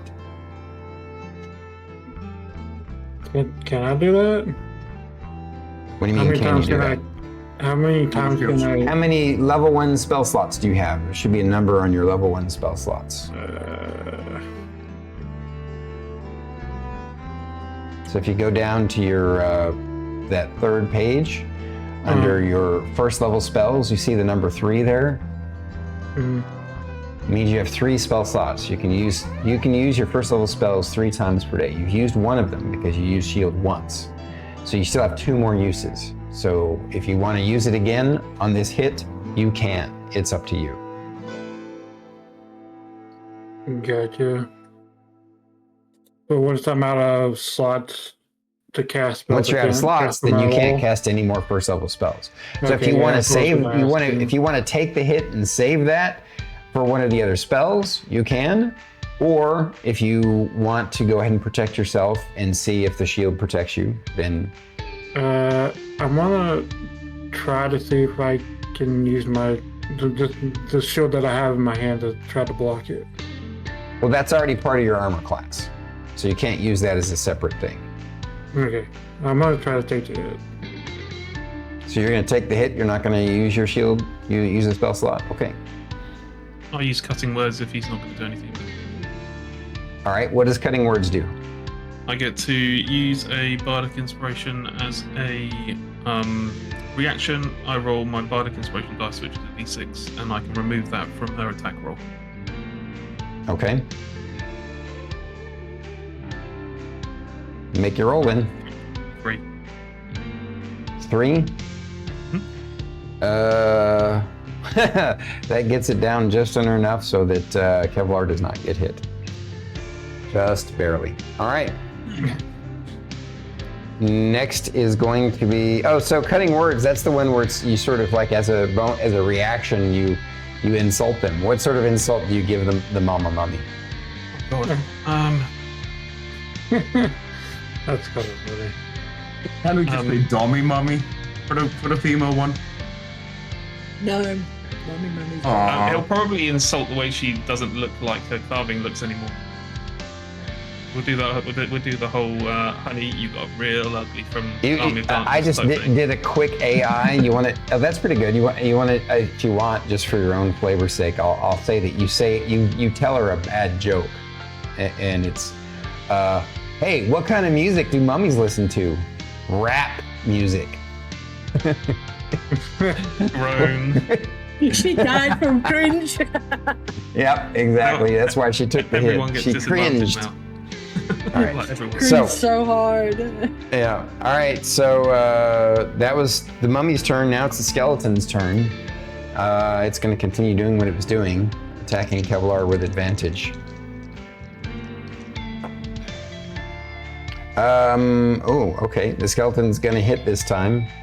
You still can react since you haven't used it. Do you want to, Kevlar, or do you want to take the hit from the skeleton? I'll cast shield. I'll do Okay. it. Just so you know, if you were going to do it, you should have done it against the mummy, because what it could do to you if it hits you is way worse than what a skeleton does. And because it lasts throughout the rest of the turn, like, it's always best to do it early if you're going to do it at all. So just so you know. But Okay. if you want to do it I'll now, make that's cool. note- I'll make note of that. In the future, Yeah. okay. So this is your character learning in combat, and you as a player are learning in combat. So, all right. So he does not get a high enough roll to beat you with your magic shield. All right. So back to the top of the round, Poppy. So I have some fire arrows. Is it an action to light them, or is that just part of it? To ignite them, because they have to be ignited. I gave those to you, right? That was something that, or was that something we? Okay, all right. Let me double check.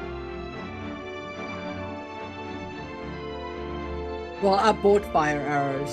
It's a bonus action to activate them. So you can use your bonus, you can pull them out of your quiver and use a tinder box that's built into your quiver, and you use your bonus action to light it and then fire. Okay, so yes, I'd like to light one of my fire arrows and take a shot Okay. at Mummy. Okay. Dami Mommy. Oh, natural 20. Okay. I'll take it. That will hit. Unfortunately, there's no point in you rolling the crit damage. So the arrow, piercing of the arrow, because it's not magical, still does not damage the mummy. However, they do have a damage vulnerability to fire. So let me take a look at the fire arrows. On a hit, it does an extra d4 fire damage to target. So roll me a d4. And because this is a mummy with these dried wrappings, it's going to basically take double damage from that fire.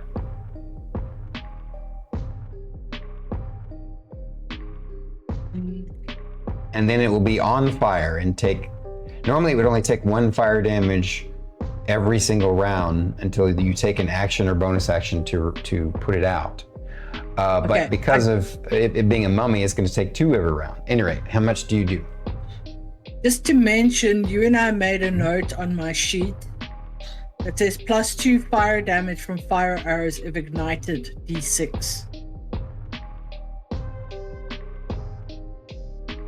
If they're ignited, it's a d6. Okay, that must have been. Yeah, I think that was a misspeak by me. I apologize. If you don't mind correcting, let me see. I think I have your character sheet here. +2 fire damage from fire arrows if ignited, d6. Yeah, that's weird. Wonder where I got that. Let's change that to a D4, because that's actually, there is a 5e equipment that talks about that. Oh, that's a homebrewing thing though.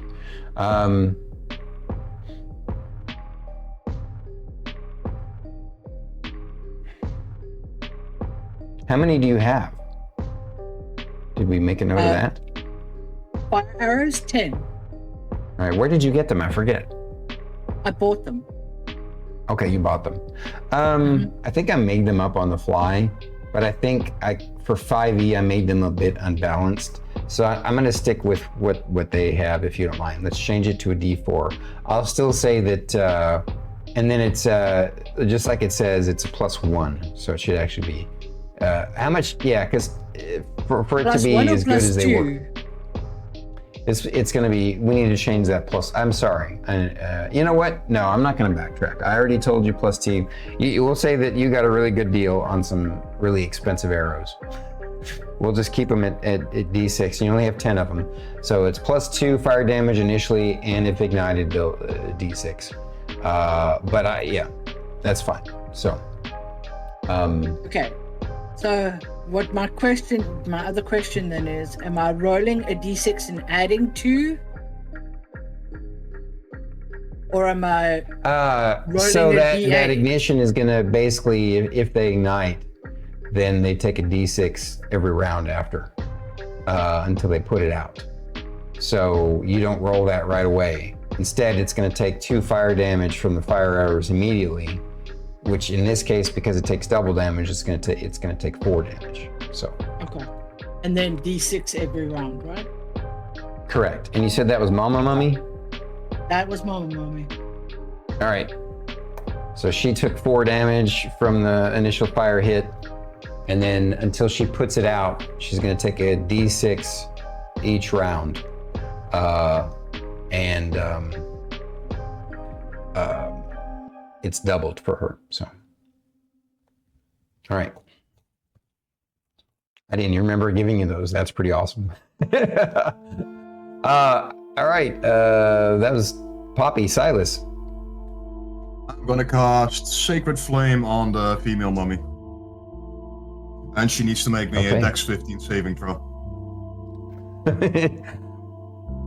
Dex saving throws are not the forte of slow, cumbersome mummies. They literally have a -1 to their Dex saving throws. What's the DC? 15. All right, I got an 11, which means it failed. But Sacred Flame isn't actual fire. I believe it's radiant damage. It's radiant damage, yeah. Okay. Unfortunately, they don't take any extra damage from radiant, but they will take full damage from whatever you roll. When you said fire, and my way of thinking was, well, it's undead, and normally they are weak against radiant. Just thought I'd try it. So I'm gonna roll my D8. And that's a 1. So it's gonna take 1 radiant. All right. It didn't like that still. And you're doing that to the papa or the mama? Mama. Papa. I think Bubba's in my path to hit the male. Bubba's a little bit taller than I am, and otherwise I'm gonna go to his chest. I don't think we want that. Okay.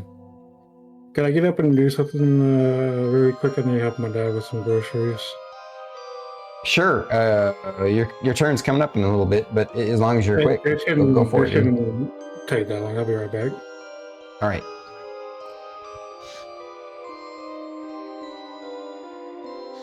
So I believe anything else, Sylas? Let me see. All the skeletons except the ones in the front are gone, right? There's one left that's in combat with with Bubba. Then I'm gonna move towards somewhere in between the 2 sarcophagus on the right-hand side of the chamber. So I've got a view on the dad as well. Actually, you had a view on the dad. This is the dad. Now you have a view on the mommy. Oh, well. Then let's say I move first before I use the Sacred Flame. Okay. I mean, you can move after, but that's fine. Oh, that's it for me. All right.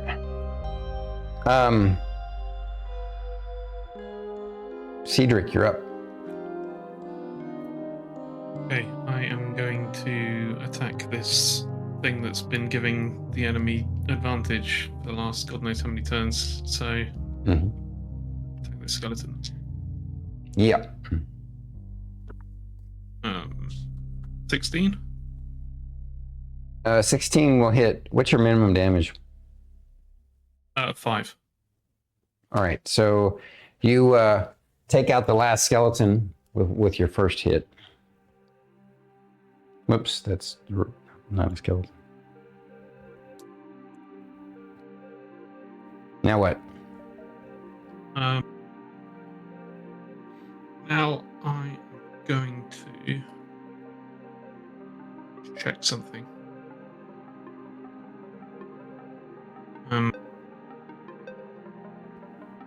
going to open up the bag of holding. Okay. And pull out the silver greatsword. Okay. Just so that I have it to hand.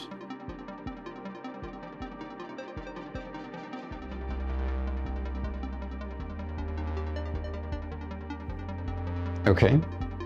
With my turn.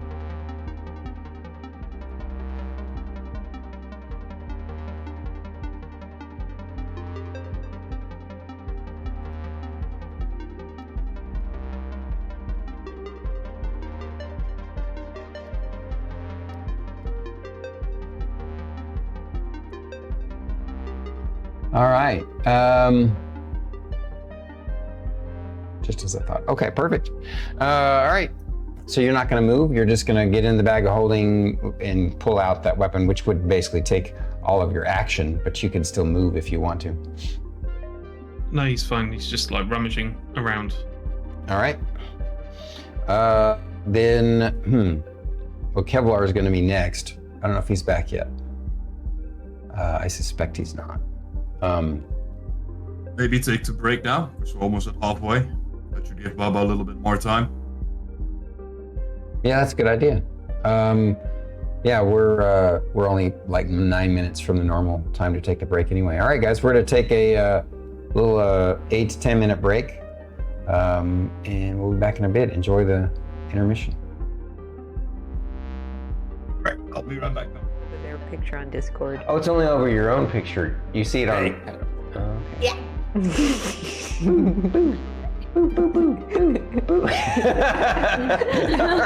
It's gone. This is the most unconventional D&D stream on Twitch. The mouse. How to distract the streamers? Mouse. Oh, he's like my perfect kind of weird. I really like him. I feel like he's the kind of person that would tell Guar it's okay to pee on the tree. And that feels very important to me for some reason.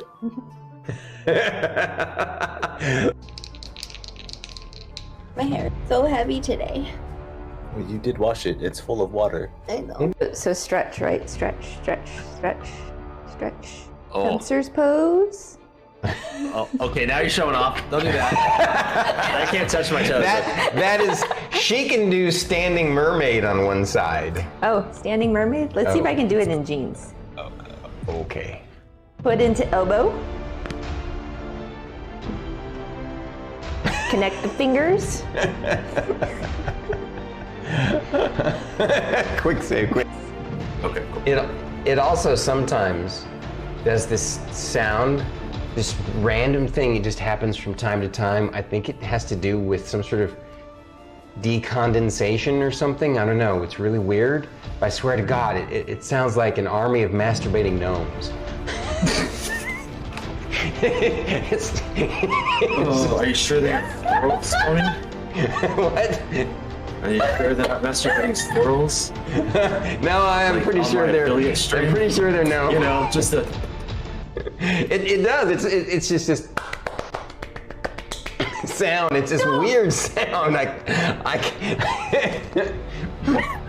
But you've proven time and again that your eccentricities are beneficial to not only yourselves, but to the guild and to the land in general. So. We are so special that he pulled out the dictionary for us.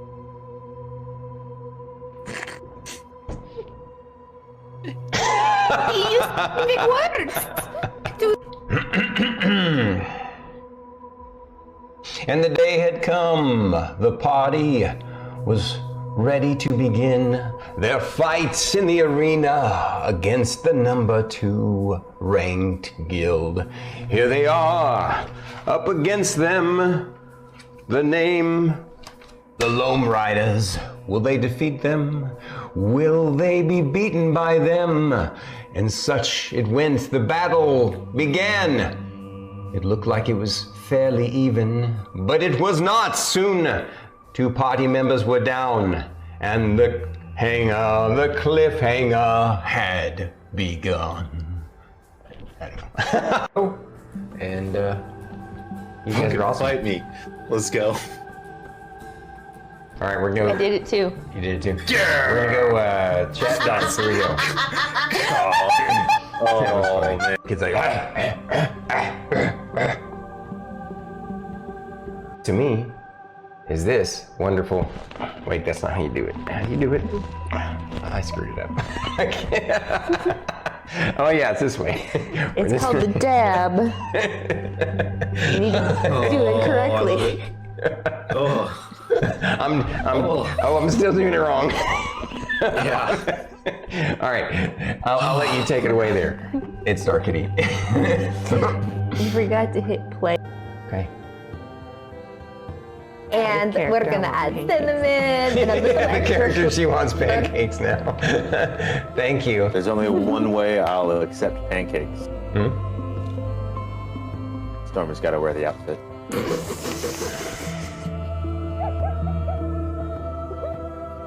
It's canon. It's the only way I think any one of us can enjoy them. Later. You see? So, you guys find yourself that evening dabbing at the inn. No. You find That yourselves. is what Emmeline is doing. She's Yeah. dabbing from side to side on the stage. Oh, he's pretty cool. Okay. My Chonkapillar. Chonkapillar's ass liked him. The butt. Chonka butter. It's a little tiny like excellent. A little anime X for his little bunghole. The ability to control those undead. Oh, that's right, because you did that before Bunky Yeah. inseminated us.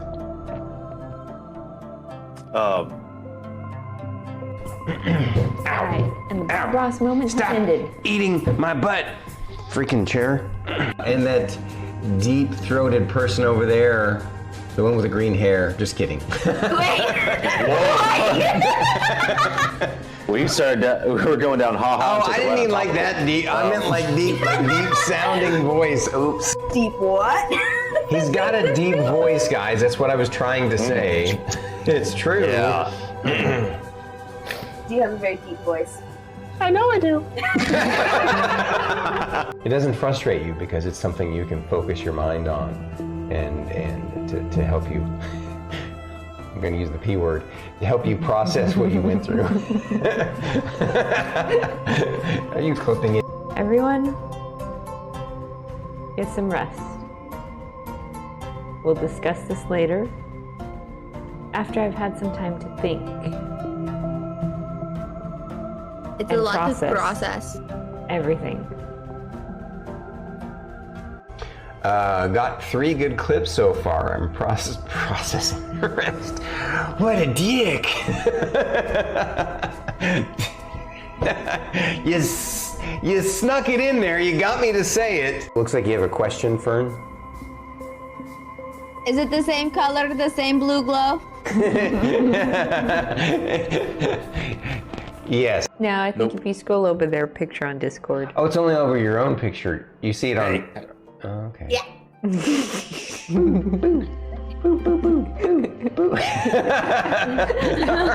It's gone.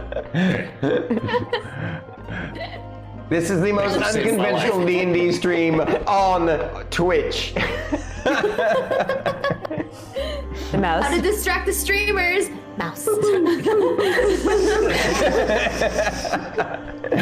Oh, he's like my perfect kind of weird. I really like him.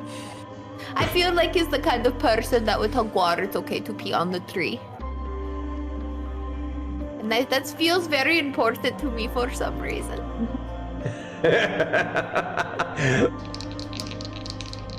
My hair is so heavy today. Well, you did wash it. It's full of water. I know. So stretch, right? Stretch, stretch, stretch, stretch. Oh. Hamster's pose. Oh, okay, now you're showing off. Don't do that. I can't touch my toes. That is, she can do standing mermaid on one side. Oh, standing mermaid? Let's see if I can do it in jeans. Okay. Foot into elbow. Connect the fingers. Quick save, quick. Okay, cool. It also sometimes does this sound, this random thing. It just happens from time to time. I think it has to do with some sort of decondensation or something. I don't know. It's really weird. I swear to God, it sounds like an army of masturbating gnomes. Oh, are you sure they have squirrels, Stormy? What? Are you sure they're not masturbating squirrels? No, I'm Like, pretty on sure my they're. affiliate I'm stream? pretty sure they're no. You know, just a... It does. It's just this sound. It's this weird sound. Welcome back, everybody. We're back at it again, and the adventurers are knee deep in the fight against the two mummies, and now just the two mummies, because there were 4 skeletons, but they took them out, and they're proceeding to beat the snot out of the mummies. I believe it was actually Kevlar's turn, and that's why we took the break, because he had to step away, but he is back now. So Kevlar, it's your turn. What you gonna do, sir? I'm gonna take another swing at the mommy or dummy mommy. Okie dokie. Take your attack, sir. Roll at d20 and add +7. Right, let me do that roll. So got 14. And then let me roll the other one. A 6. But you don't have to roll the 7. The 7 is automatic add. So yeah, I guess I'm not understanding what's going on here. Is he rolling a I separate believe die? Bubba is rolling like a 7 die. You get 7, yeah. But the 7 So is Bubba- automatic for you. So the 7 is just a bonus that's added on to what you're.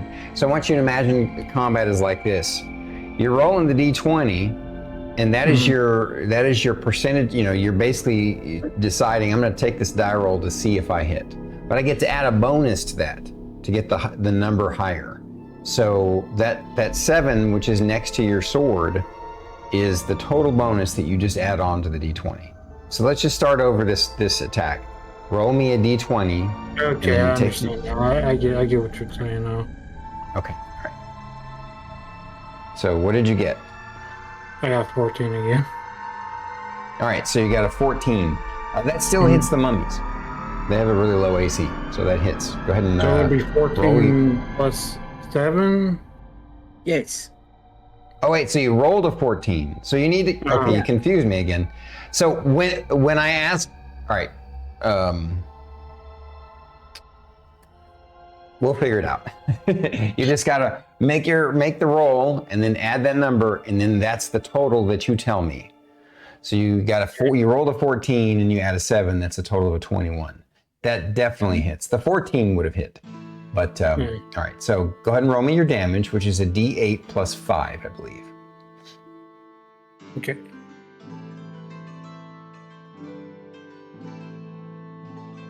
I got 3. You rolled a 3? Mm. And you That add is 3 5. plus 5. 3 plus 5 is 8. Yes. I think. So that's what you tell me. So you did 8 damage to Mommy. Let's see.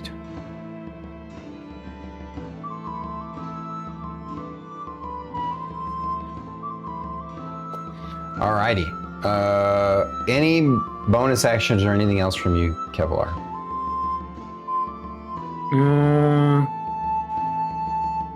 No, I think I will. I'll end it there. Okay.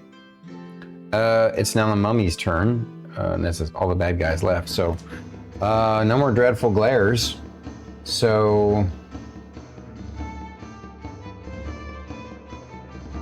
one attack. Since Kevlar's the only one, so both Papa and Mama are actually. Papa can move.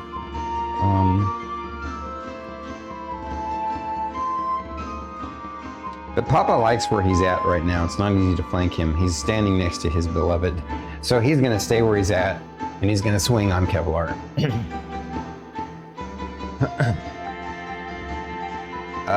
He swings wide, just basically swings over your head, doesn't hit you. And Dami Mommy. D6 for fire damage. Say again? What? Fire damage 4. Mommy gets fire damage 4. That's on your turn, I believe. No, actually, I guess it would be. No, you said it was on on her turn. All right. So you rolled a d6 and you got a what? 4. Wow. So she's gonna take 8.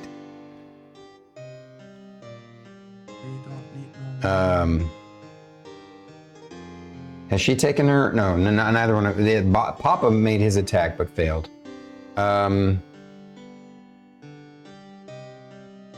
She's gonna take her turn to put the fire out. So, because otherwise she's gonna be in trouble. Yeah. All right. Pop back to the top of the round, Poppy. Despite Ares calling me a one-trick pony, Ares, I see you, watching you. I'm going to ignite another fire arrow and put it into Daddy. Ooh, okay. That would be a 19 to hit. Yes, for sure hits. We indicated that it does 2 damage at first, which for him is going to be 4. So that's going to be...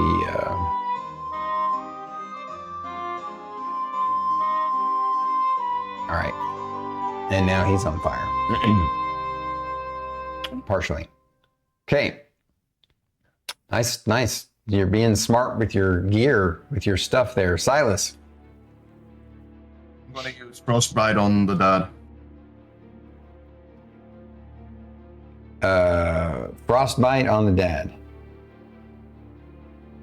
Yeah. Basically, okay. It's numbing frost. You need to make a con 15 saving. Okay. And if you fail, you have disadvantage on the next weapon attack roll. All right. It rolled a natural 18. So it got like a 20 for its. You're still gonna take 1d6 cold damage. Okay. And then it's 4. Interesting bit of trivia. Back in the 3.5 days, undead were immune to cold damage, but not anymore. Some might be, but only specific ones. You said 4 damage? Yeah. All right. It takes that cold damage and does not like it. All right. Anything else, Sylas? No, sir, that's it. Ceedric.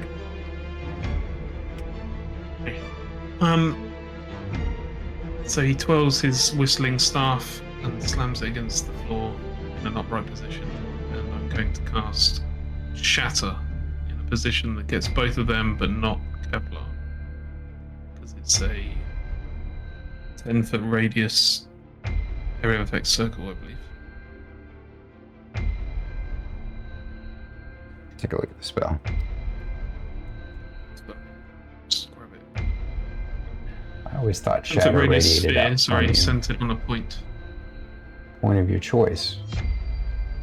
Stormy? 10-foot radius sphere. What's up? Skip the 4 damage I did. It's only on a failed save. So you can take back the 4 health. So it doesn't take damage at all if it succeeds? If it succeeds, it doesn't take damage. That was my bad. I misread it. No problem. No problem. Most spells, it's going to be, you'll take half or whatever. All right, so you're going to stay where you're at. You got the sword out in one hand, the great sword, you're just kind of dragging along, and you got your staff in the other, and you cast a spell with the staff. And you're going to do shatter, and I'm assuming you're going to do it like in the back part to like of the wall. Yeah, I can see you can do it without hitting Kevlar. All right. Yeah, I'll be honest. I believe it's a Constitution save against DC 14. Okay. I'm gonna roll hers. DC 14. Yes. All right, she's gonna succeed, and he will succeed. They take half, or do they take none? Take half, I think. Looks like they take half. Yep. Okay.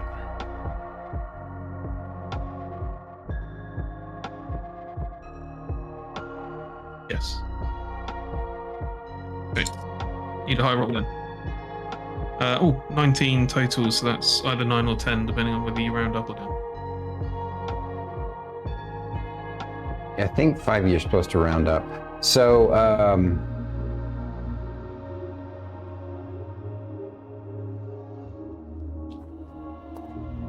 Mama Mummy crumbles into a pile of rags and dust. Oh. He did it. And Papa Mummy looks angrier than ever. All right. And so that was Ceedric's excellent turn. Kevlar, you got a big bad Papa Mummy in front of you now.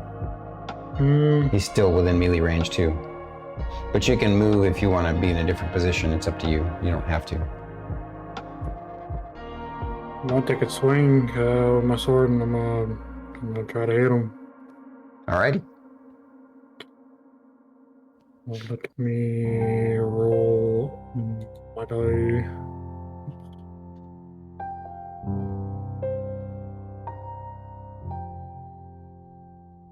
I got an 18.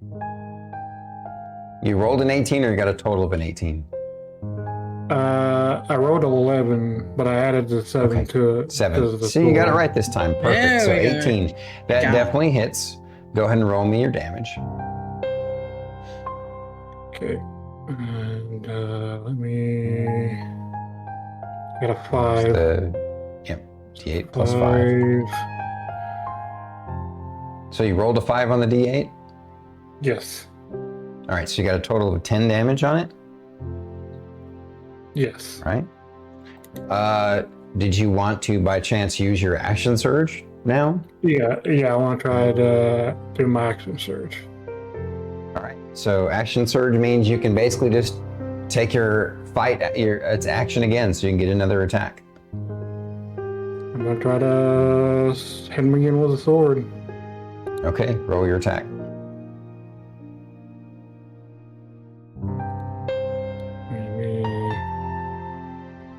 Okay, I got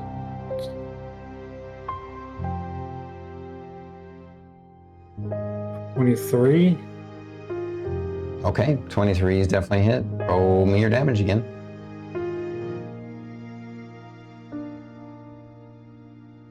And a 4. So 4 plus 5 is 9.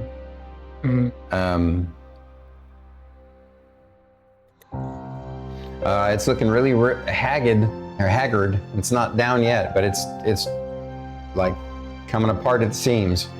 And now it is its turn. It's gonna make a rotting fist attack against Kevlar. All right, Kevlar. It's going to hit. Did you want to do anything? Did you want to use your last first level spell slot? Yeah, I'm gonna cast shield again. All right. You miss. It misses you again. Back to the top of the round, Poppy. Oh yeah, I forget. Was it on its turn? Yeah, I was supposed to take Mommy. damage. No, that was. Oh, it was Mommy. I thought you hit Papa Wasn't as it? well. Oh, I did. You're right. I did. Yeah. So roll me a d6. 2. All right. So that's 4 damage to it.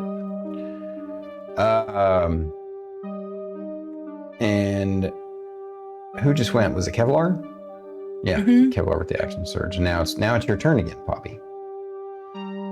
It's on fire. It hasn't set itself out yet, and it's going toe to toe with Kevlar and with potentially the monk. I don't know, maybe not.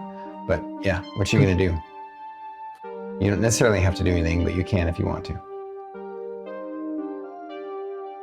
I think I'm gonna pass actually because I think the guys at the front have it. So he's on fire already. I don't believe I could stack more fire damage on him. Or No, can but you I? could get that. So each hit does an additional 2 points of damage, which is doubled on the mummy. So you could do an additional 4 points of damage if you hit it, if you wanted to use another fire arrow. But you know, I totally get that you've used 2 of them already, so it's up to you. Yeah, I'll hold off. I'll pass on this turn. All right, Poppy is gonna hold fast. Silas. I'm gonna assume that Kevlar is in 5 feet of the target. Yes. That's annoying.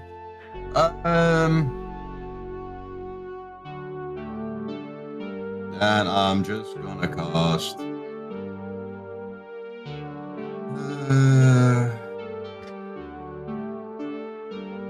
Word of Radiance instead.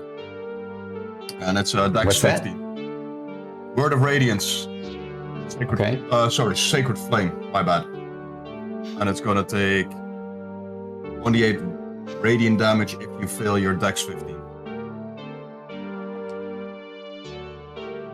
I rolled a 15, but that gives it a 14 because it has a -1 on its Dex saves, so it actually failed. Or wait, you said the DC was a 14? 15, sir. 15, so then it missed it by 1. Okay. Then you're gonna take another 1 radiant damage. My damage rolls are shit. That's the way it goes sometimes. All right, Ceedric.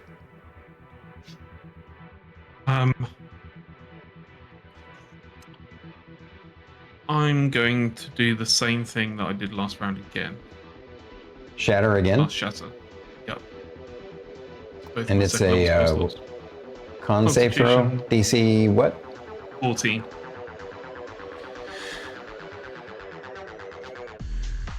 Rolled a natural 18, so it did succeed.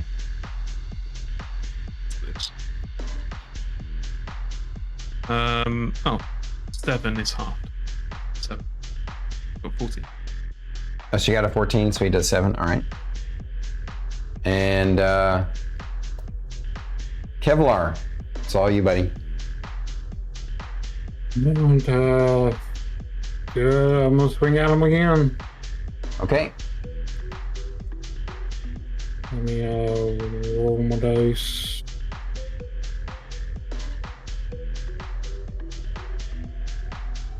Got 27. You guys see Kevlar swing down with his sword and cleave the mummy's head in two as it crumples over into a pile of rags and dust. You all have defeated the mummies and the skeletons. Yeah, so I got a 19 on the dice and I added the 7. I was like, oh, well, that's a crit. That's not a crit. A Not? crit. The only time you crit is if you roll a natural 20 on the d20 before you add anything else. Gotcha. There are exceptions to that in 5e. If you have the champion class as a fighter, you can crit on a 19 or 20. But they really kind of did away with that a lot in 5e. In 3.5e, it was a really big deal. You could get keen weapons, which improved the threat rating of the critical, or you could get feats that allowed you to, you could stack them up at one point, and so you were critting all the time with rapiers if you built the character right. But then they sort of fixed that. At any rate, Halflings with kukri. yeah. Halflings using kukri could critical on a 12. Yeah. Good times. So, you guys are in this tomb. It's still closed up, and the mummies that you defiled this tomb, and the mummies are dead. Might as well take your ill-begotten gains. Yeah, let's have a little look. Let's have a look section. Can I please check each container for traps first? Go. Absolutely, you can if you want to. All right, so he has everyone stop and pause for a second, and he checks each container for traps. I'll just say he takes a good 30 minutes and looking through them and doesn't find any traps in any of them. But he does note that what he sees is treasure in each of them. In the main treasure, the main sarcophagus, there's jewels, diamonds, and gold. Basically, they were buried with their treasure. And if somebody who's gold, jewels, and gems, basically, who wants to make me a roll of, I forget what we just determined. It was investigation is the same thing as appraise, right? Mine's probably better than most. Yes. Yeah, so the bard's he's gonna figure out the value. Try to anyway, roll it. Okay, I rolled a 15, so that's 21. You easily determine that the gold pieces and jewels and gems are worth roughly 800 gold pieces to a collector of antiquities. The real value is actually in the other 4 coffins, though. The guardians of the warlord and his wife. And that is, you find an immaculate, gorgeous longbow. That thing that I was saying that was wood and glossy. There's an immaculate, gorgeous longbow. There's a shield that looks very similar to the other one that you got. But it's even more intricate and it feels lighter and more refined than it did. Remember how in the first fake tomb there was that Masterworks quality shield? This is a similar design, but slightly more advanced and even nicer. In one of the one in that first one that you saw, where you saw something that caught your eye, that was a gleam of metal. It's some sort of ritual dagger. And finally, in the fourth one, it looks like a silver-colored metallic combat staff, like an actual metal combat staff designed for like some sort of ancient monks from long ago. And they all are exquisite in quality and have not tarnished a bit, which suggests their magical nature.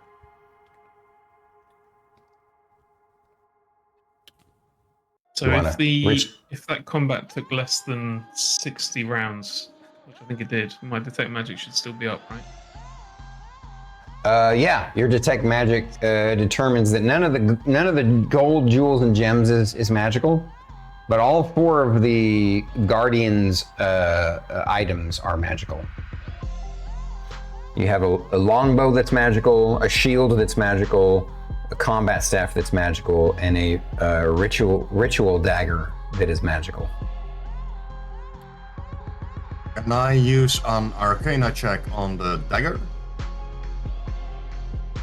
So Arcana check only tells you that, first of all, you haven't cast detect magic, so there's you can look at it. It looks like a ritual dagger. That's all I can tell you at this point. So I'm not influenced by Ceedric's. His detect magic is only what he sees. It's only for okay. That's fair. Then I'll wait till Ceedric says something. these things are magical. I'm going to work Thank out you. how magical before we put our grubby little mitts on them.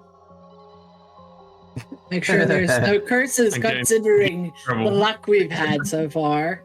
Mm-hmm. The door to this place reopen. Not yet. Hmm. You did find in the master sarcophagus, though, it looks like there's a lever's not. It's like a hand gap where you can reach in and basically pull a metal. It's basically the same thing as a lever. It's a click, and you're pretty sure after messing with it. You checked for traps. There were no traps. The trap was the magical setting off. And now after the fact, you realize that the glyph of warding was kind of unique. What it did was it actually, you believe that glyph of warding caused a special curse to go off, some sort of unique spell from the past. And this special curse basically woke up the mummies and also animated the skeletons. So even if you had somehow pried open those locked coffins, the other ones, you would have just found, dead bones in there. They wouldn't have been undead. But once you broke the seal of the main one, that green spooky fog was a curse that awakened them and animated them. And the lever you pop, it opens up the secret wall, so you all can leave at any time now. Okay, good. Well, we've just rested, so maybe we should start making our way back to town. And maybe over lunch, I can have a look when we stop for a break. Well, if you remember correctly, it takes. Here, let's go back to, since we're out of combat, we'll go back to this scene right here, and we can take a look at the map. So you guys are effectively how can I show you? I know. I'm gonna take this. I'm gonna take this D20. You guys are effectively about here. And if I remember correctly, it was more than that, wasn't it? It was going to be, I think it was like 3 days back, isn't it? Yeah, it was 3 days this way. It's a little longer this way, but one good thing of note, if you go back this way, so here's the thing, you guys, once you're outside and you're kind of deciding what to do, you figure out that one of the carts, one of the wheel carts is serviceable, so you can carry some of the stuff back with you. And these bandits have created quite a fairly well-worn path through the forest in their months of using this area. So you could technically go back this way.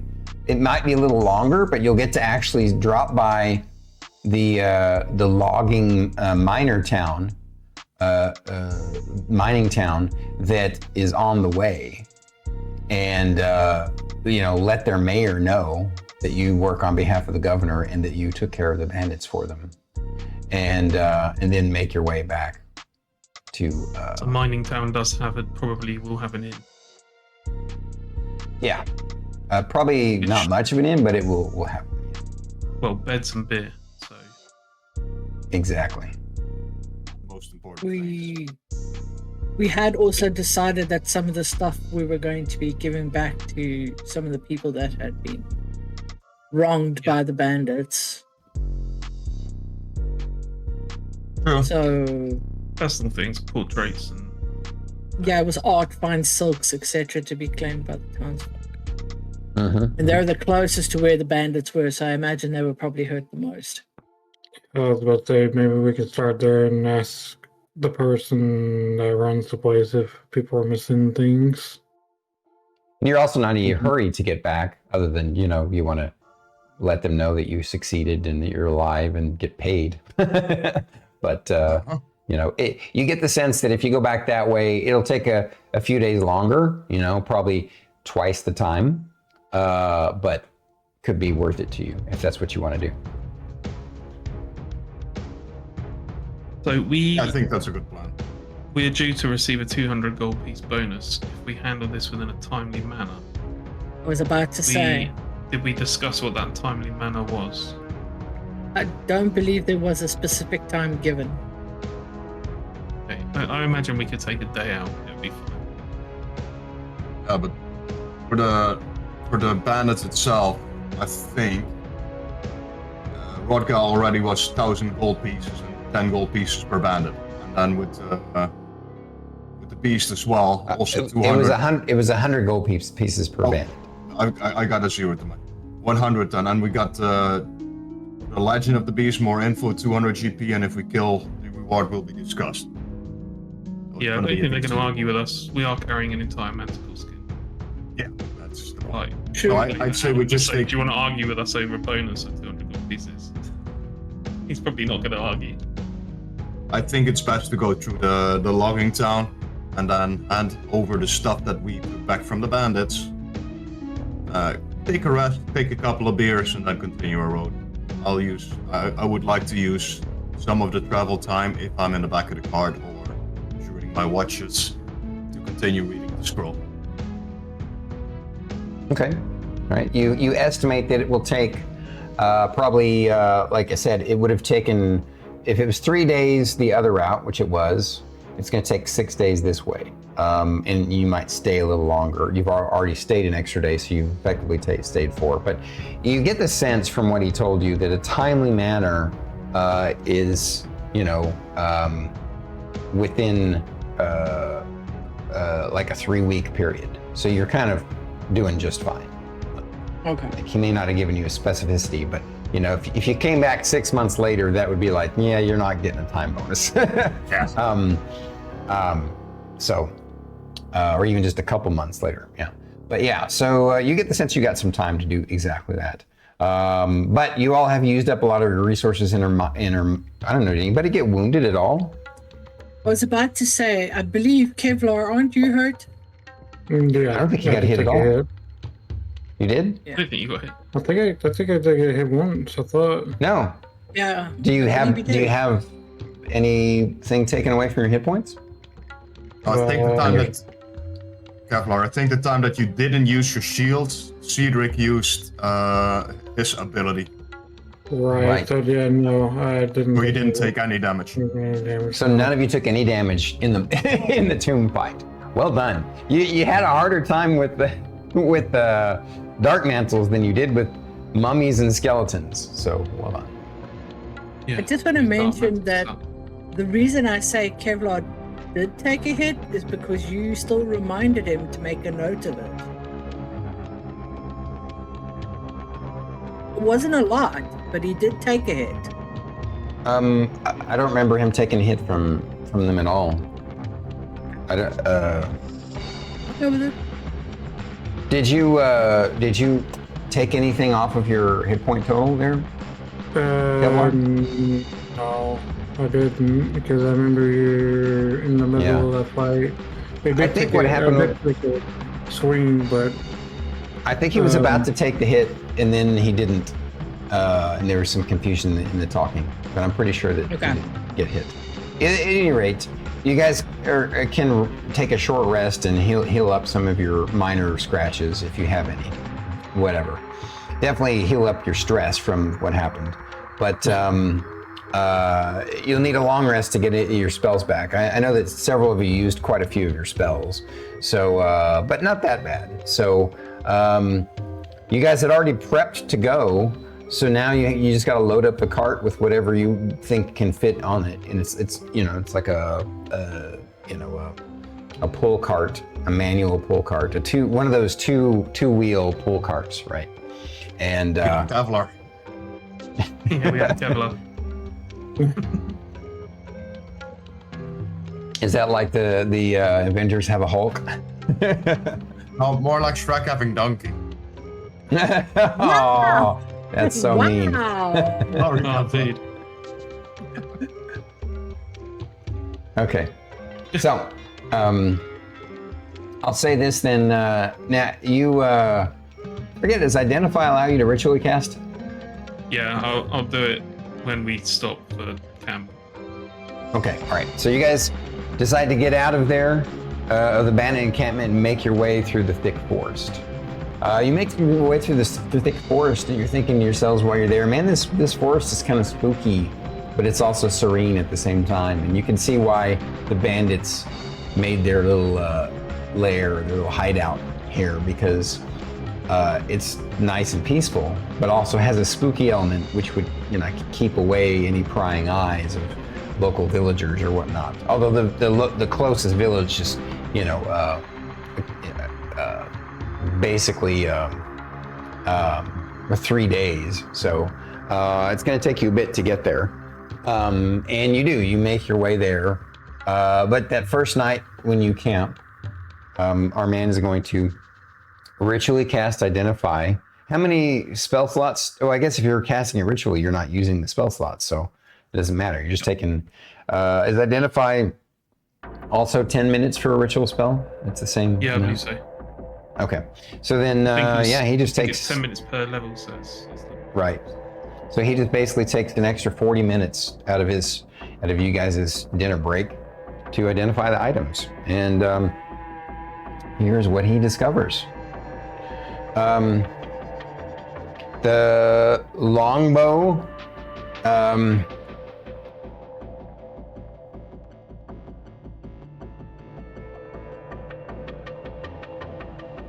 Has a name on it, and it's called Ilea's Striker, and the longbow is a +1 magic longbow. Obviously, you guys hand that over to Poppy because she's going to be the best one to use that. And then what do you want to identify next? Do the shield next. Okay.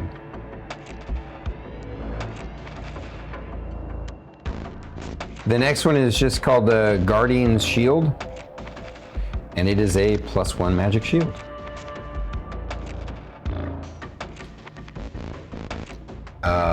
And you guys get the sense that this would be great for your tanky tank. So probably best for Kevlar. Kevlar, you get to write that on your character sheet. Just call it +1 magic shield. If you want to write the name down of it, Guardian Shield, you can. It's going to basically give you an additional +1 to your AC beyond what you already have, so you'll have a 22 AC. And we'll go over that on your character sheet in a bit or later or whatever. Okay. What's next? We'll do the ritual dagger. The ritual dagger is unique. So it's interesting because it doesn't provide you any kind of extra melee hitting power. Like it's not +1 to hit and damage as a dagger, right? It's not good as a dagger, but instead it's a ritual dagger of arcane focus, likely used by like a wizard or a sorcerer. Provides +1 to hit with spells and +1 to your spell save DC when wielded. And you guys are thinking, well, this seems kind of great for Sylas. It is, and it doesn't have a name. It's just you can just call it +1 ritual dagger of arcane focus. If you want to write that down, Sylas. I've got it.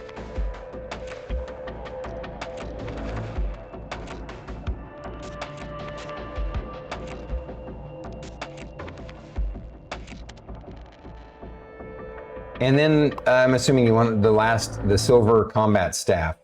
It has a unique name as well. It's called Monkey's Edge. And it's a both +1 to hit and damage, and it gives you an additional +1 to your AC when you're wielding it.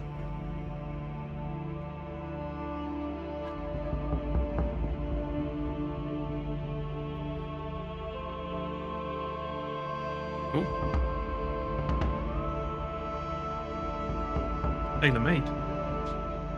Exactly. What? Alrighty. So, any just questions? for my notes, could you remind me what the ritual dagger was +1? Yeah, it's Plus one it's to just hit with it's spells. +1 arcane focus. It's basically +1 to hit with spells, so it boosts your when Sylas uses it, it means that his spell attack modifiers is boosted by +1, and his spell save DC is boosted by +1.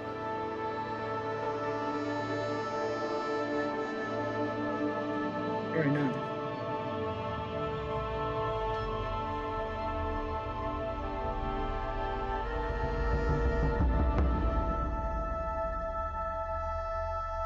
Kevlar, did you want me to sort of adjust the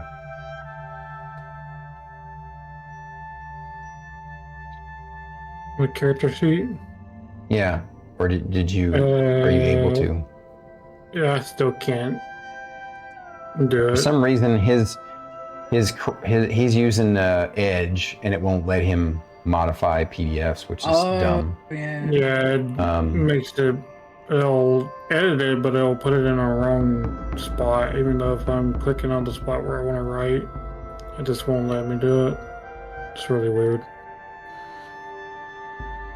I need a. So I'll edit your sheet and save it and get it back to you.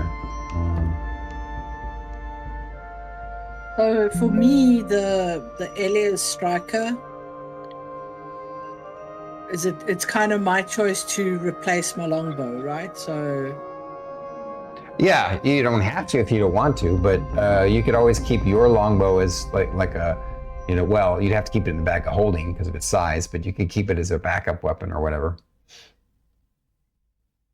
okay, and then does that change because it's a +1 magic? What does that change?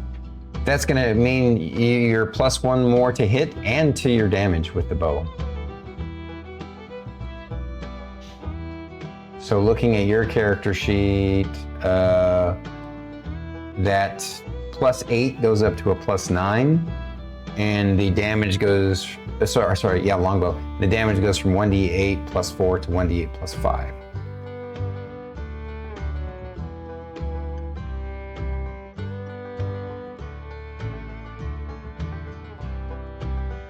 How did we come up with your longbow is +8? So you have efficiency of +2, right?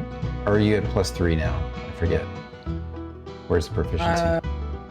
+2. And then +4 for your dexterity, that's a 6. Is there like a... Yeah, fighting style for ranger?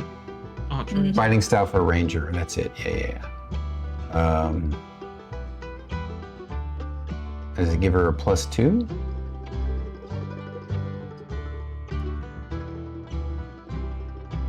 I think just to hit, not damage, though. Right. I'll take your word for it, and that must be it. I'm going to check, though, now that I've said it. Because Okay. I played ranger for a while.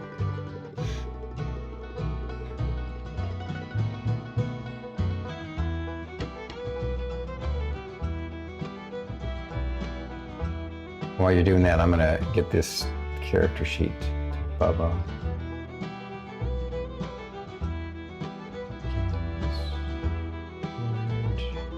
Yeah, archery, gain +2 bonus to attack rolls. You make range weapons. Perfect.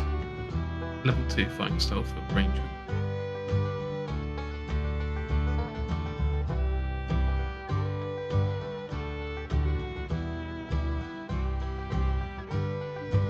Bubba, I'm gonna put this in the group chat. Yes, sir. This is the updated version. It should show that your AC is 22. Make sure that it does.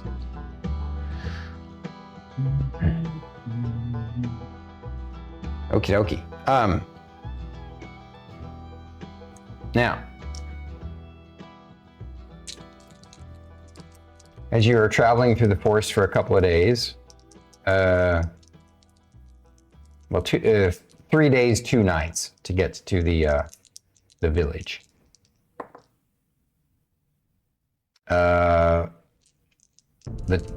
The second night, who are on the which watches again? I think I wrote it down. See, Poppy is 1, Ceedric is 2, Sylas is 3, and Kevlar is 4. So you need to roll that. On Kevlar's watch, in the middle of the night, Kevlar, you hear the owls in the distance in the forest, in the darkness, and then they suddenly stop hooting. And you hear something creeping in the darkness, and you look through the trees, and you see the gleam of the eyes of some creature, and you stare at it, ready to wake up the party. And you realize it's some sort of mountain cat, not a big one, and it sees you guys' camp, and it runs off into the forest, thinking better of attacking you guys. So nothing really happens. You stay on alert the rest of your watch, but it doesn't come back, and everybody gets pretty good rest. He lets you guys know in the morning that some sort of either mountain lion, or you think it wasn't even like a big cat of some kind. It could have been a lynx or something. You know, he gave a hello to the party. Poppy thinks it was a good luck sign. And now you the final day's journey to the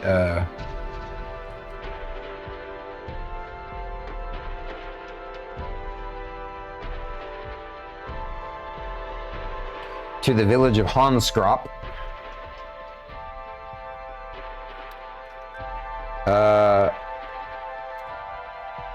We gotta ask you to spell that. Sure, Honskrop. What a name for a village. You guys basically you crest out of the trees, and you see you can see, so that if you look at the map, it sort of slopes downward from the mountains and the hills, and in these tiers, right? And the forest is kind of its own tier, and then it slopes down from there. And so you're sloping down, and you see a smaller forest, little patches of forest around it. There's also looks like a river nearby going past it. You can see that it sort of has some hills around it, and it's nestled amongst some small hills. You can see the smoke fire, or the smoke of what you think is the whatever logging they're doing, and but as you spend the next couple hours kind of going down and up, you make it to the crest of the hill where you're kind of overlooking the place, and you can get a bird's eye view. You're not far from it. You're basically within a runs for it, but you can see little pockets of trees around it, and it looks idyllic with a little stream running through it. But now you realize that some of the smoke that you saw was not from like fireplaces, but from some buildings that have been on fire. And you see humanoids milling about, and then you see a large humanoid and several smaller humanoids in the distance. They look like they have basically clustered around one of the buildings, and the building looks like some sort of stone chapel that looks locked up tight. And you can see this one extra large bulbous with a giant club humanoid, and it looks like it's bashing against the doors. What do you guys do? One more question about the items we looted. What quality were they? What do you mean? They're magical. Yeah, rarity, I mean. What rarity? Yeah. Well, whatever a +1 weapon is. I mean, I guess it's going to be probably uncommon. Yeah, I couldn't find a dagger. His silver staff is rare. Your ritual dagger would also be rare. The bow and the shield would both be uncommon, I believe. Because there's no arcane dagger, so I'm making a homebrew item which I can add to my inventory with the stats you gave. Ah, gotcha. Yeah. Yeah, I keep forgetting that you used that system. My bad.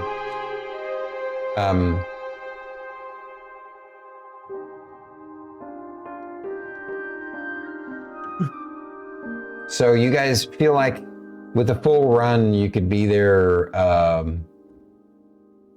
Like if you just want to run down there and burst in, you could get there before that. Oh, whatever that big lumbering oaf is doing. If you full run, you could engage them. But you know, you wouldn't have any kind of element of surprise. Whereas if you took your time, you could get down there and try and get into a good position and sneak up on them. But then that thing will have burst through broken through the doors of the chapel. The townsfolk would likely be dead. Ceedric's going to start jogging and then look around and hope everybody else is jogging with him. I'm right behind you, Ceedric. I'll also start jogging. Probably Okay. a bunch of bells just clanking, clank, clank, clank, clank. So you guys just kind of leave the cart there and make your way down. Okay, what about Sylas? You see everybody running down and you're like, I guess we're going. Yeah, I'll follow as well. Okay. I'm getting annoyed by the clanking, so I'm going to run faster. Just try and get out of earshot. Just like, oh god. What happens when we wear a bunch of armor that's made out of metal? Just a ton of clanking. I don't wear armor.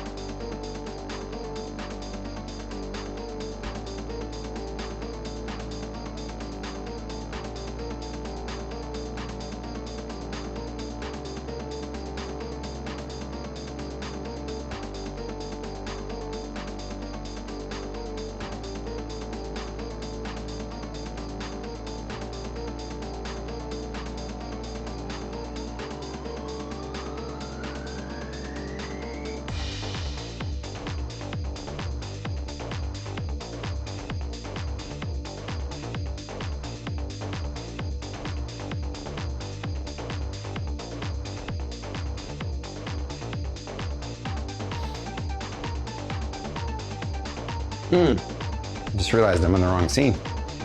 I'll let you guys see what's going on here. You're All okay. right, I was wiping down the scene here. All right, trying to think, would it be better to look at it sideways? Would it be better to look at it sideways, you think?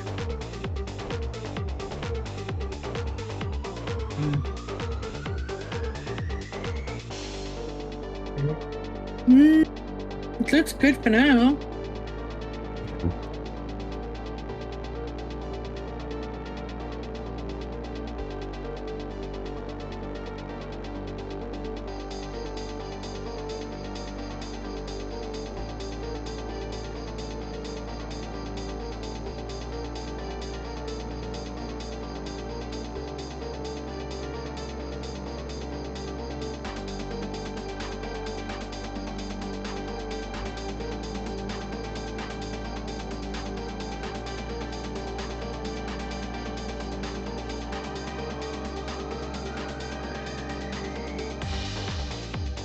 This is a building that's on fire. One that's broken open.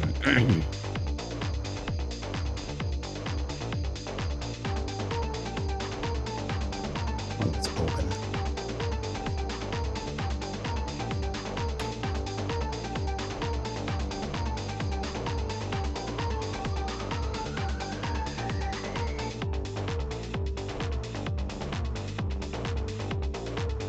Hmm.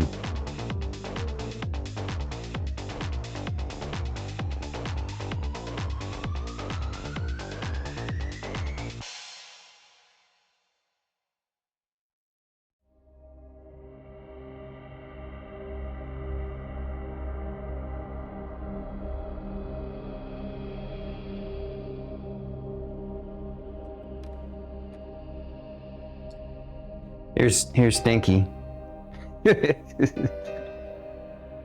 Oh. From a distance, you couldn't quite identify them.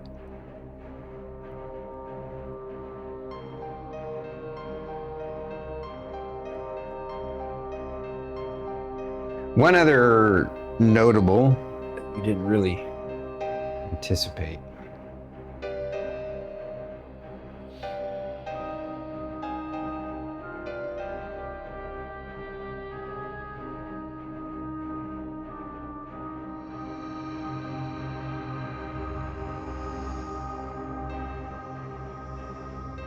Actually, he'd be over here.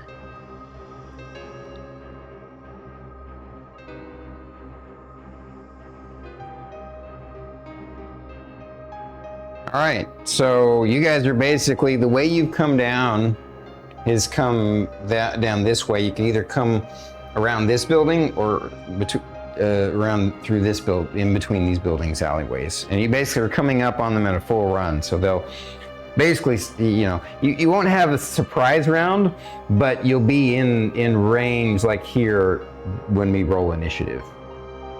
If you come this way, they'll have more time to prepare. So which way did you want to go? The fastest way.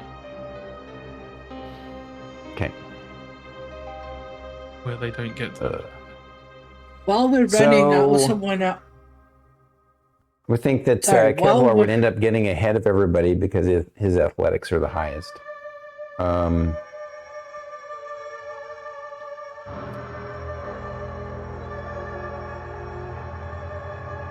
How's that for like coming up? That good? Mm-hmm. That's good All to right. me. All right, so you see before you what looks like 8 goblins, an ogre, and a bugbear captain.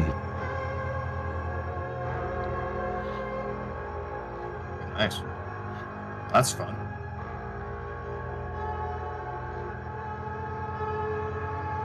So which one is the bugbear captain? The only other tall one. You see him? Oh yeah, I guess I didn't show you his mom over here. This guy. Gotcha. Okay. See, he's bigger than these other guys. Probably hard to Rest tell of from goblins. that. Where are the goblins? All those little ones. No, I said the rest are goblins, right? Okay. Right, all the tiny ones, all the small ones are goblins, and then the big guy obviously is the ogre. Okay. I don't know if you can hear you guys can't hear the music on stream, but it's this right now. It's this pretty decent, like sort of battle sounding music. Nice. What's actually more like tense kind of standoff battle music at the moment.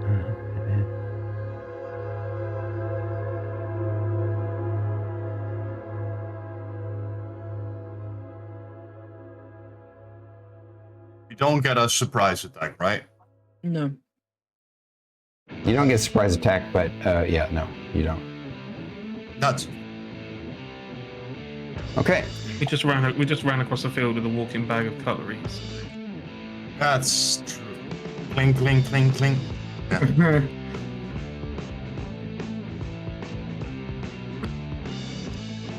Well, to be fair, you also got like a metallic combat staff, which should make some sound.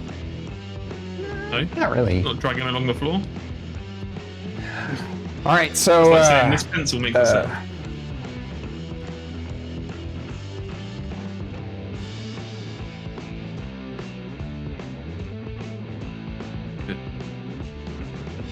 Let's see here. Let's go with.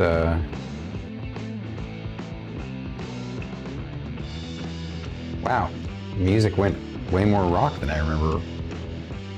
But it's cool. I picked some pretty decent music. All right. So, Kevlar, what'd you get for initiative? I haven't rolled yet, so give me a second. I'll come back to you. See, Ceedric. 14.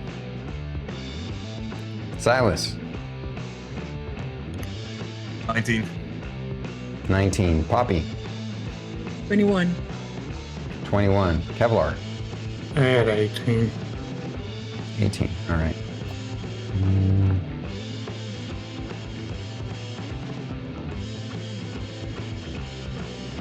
I'm assuming we did take a long rest on the way here, right? Yes. Well, yeah, it's been 3 days, so you've taken several long rests, actually. Yeah. Then, if possible, I would like to add some hours in studying that scroll as well. Yeah, you did. You had time to study it. You're probably close to the edge of it now. The thing is that you're having trouble with some of the glyphs that are throwing you off. All right, just rolling initiatives for the bad guys.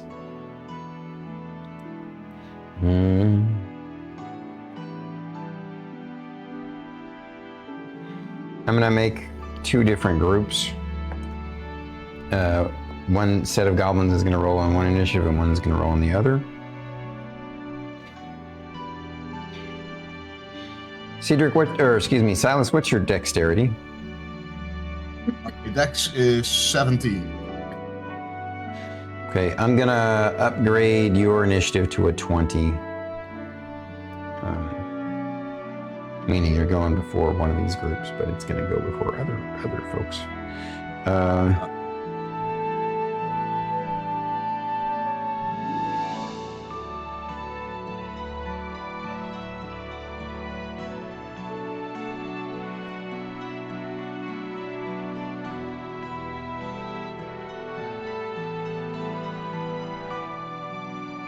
Alrighty.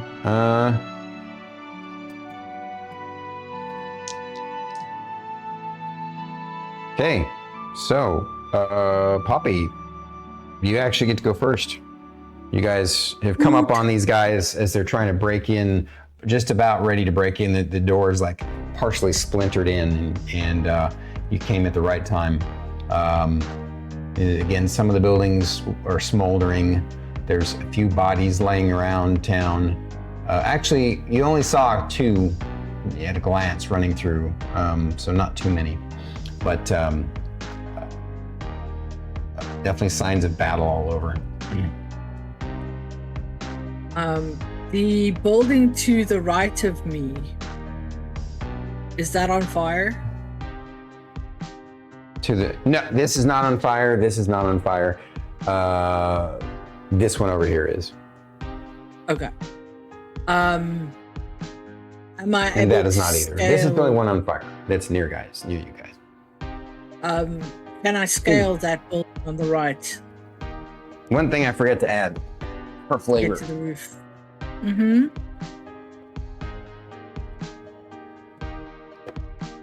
Some trees.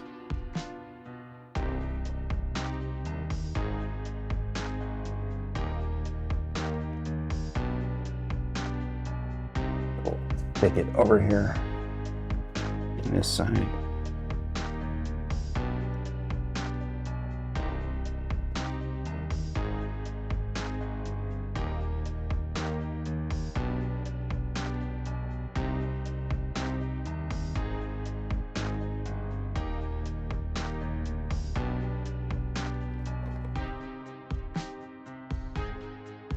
Okay. Now, your question was what again? Can I get to the roof of the building on my right?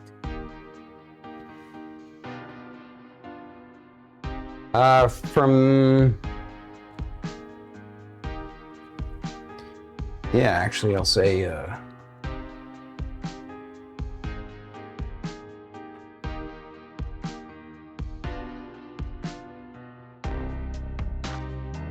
There's a crate and a barrel over here that give you just enough elevation to reach up and try and scale up onto the roof. You need to roll me an acrobatics check to do that.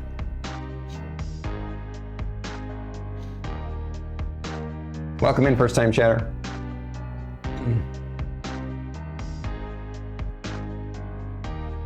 That's a 12. To scale up onto the roof for your acrobatics? Okay. Wow, you must have rolled low. Don't you have a I decent did roll acrobatics? low. I did roll low. Luckily, if my brain is failing me. If the box, the crate weren't there, then the DC would be higher. But the DC was just a 10 to get up there. So you are able to scale up. Of course, that will actually take your action as well as your move, your action to scale up there. But I'll say that you can get over to the front of the building if you want with all that 5, 10, 15, 20, 25.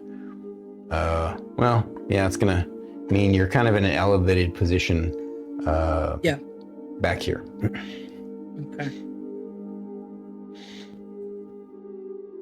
All right. Any bonus actions? Like Hunter's Mark or anything? I didn't know if you have that. You know, I was looking and I didn't see any I don't believe I have bonus actions. Okay. If you had Hunter's Mark, that is the only one that is a bonus action that I'm aware of. But it may not be a spell that you picked. Okay. All right. So that was Poppy's first. Second is going to be Sylas. I'm gonna move forward a little bit and cast Where's Binding a Eyes little again. bit? All right. So Just you so want I to am. move up. I think So it's Kevlar is in a front. 30-foot. Is that the one that's the 30-foot cone? Yeah. All right. I Did just you want want to get to? as many people as possible. All right. If you move to right here, you could. Let's see.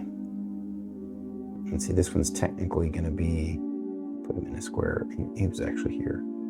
I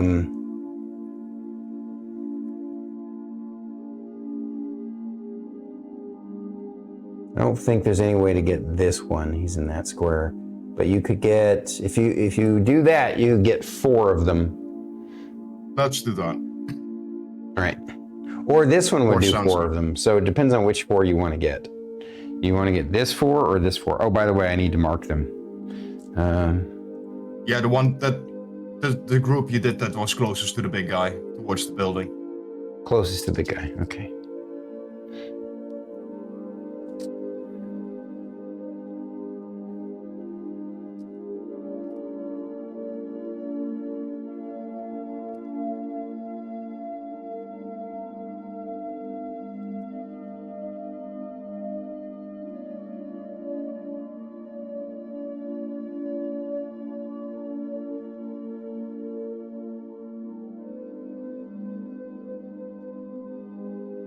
And obviously the ogre and the hobgoblin captain don't need. All right, so you're hitting 2, 3, 5, and 1. Let me do the count again. The 1. Yeah.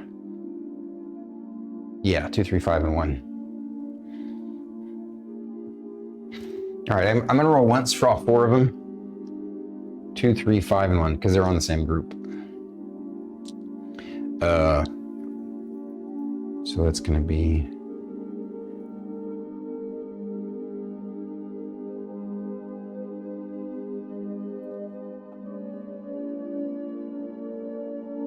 actually I'll be nice to them. I'll give them all. What's the DC? 150. Okay.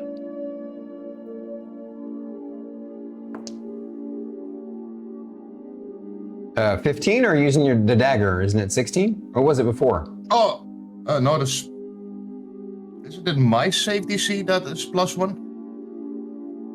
Yeah, so the ritual dagger boosts your save DC by 1, as well as your spell attack bonus by 1. Then it's 16, yeah. Okay, 16. So don't forget to change that on your character sheet.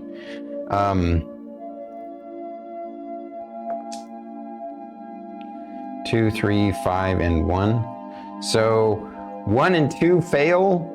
3 and 5 succeed. Do they take no damage or do they take half damage?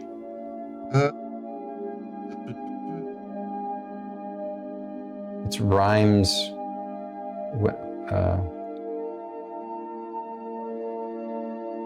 Rhymes what again? Rhymes Binding Ice.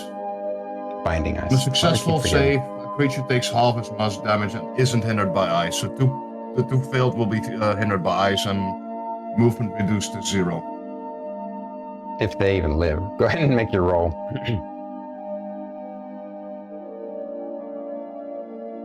15 damage. 15 damage? Wow. So, 1, 2, 3, and 5, right? Yes.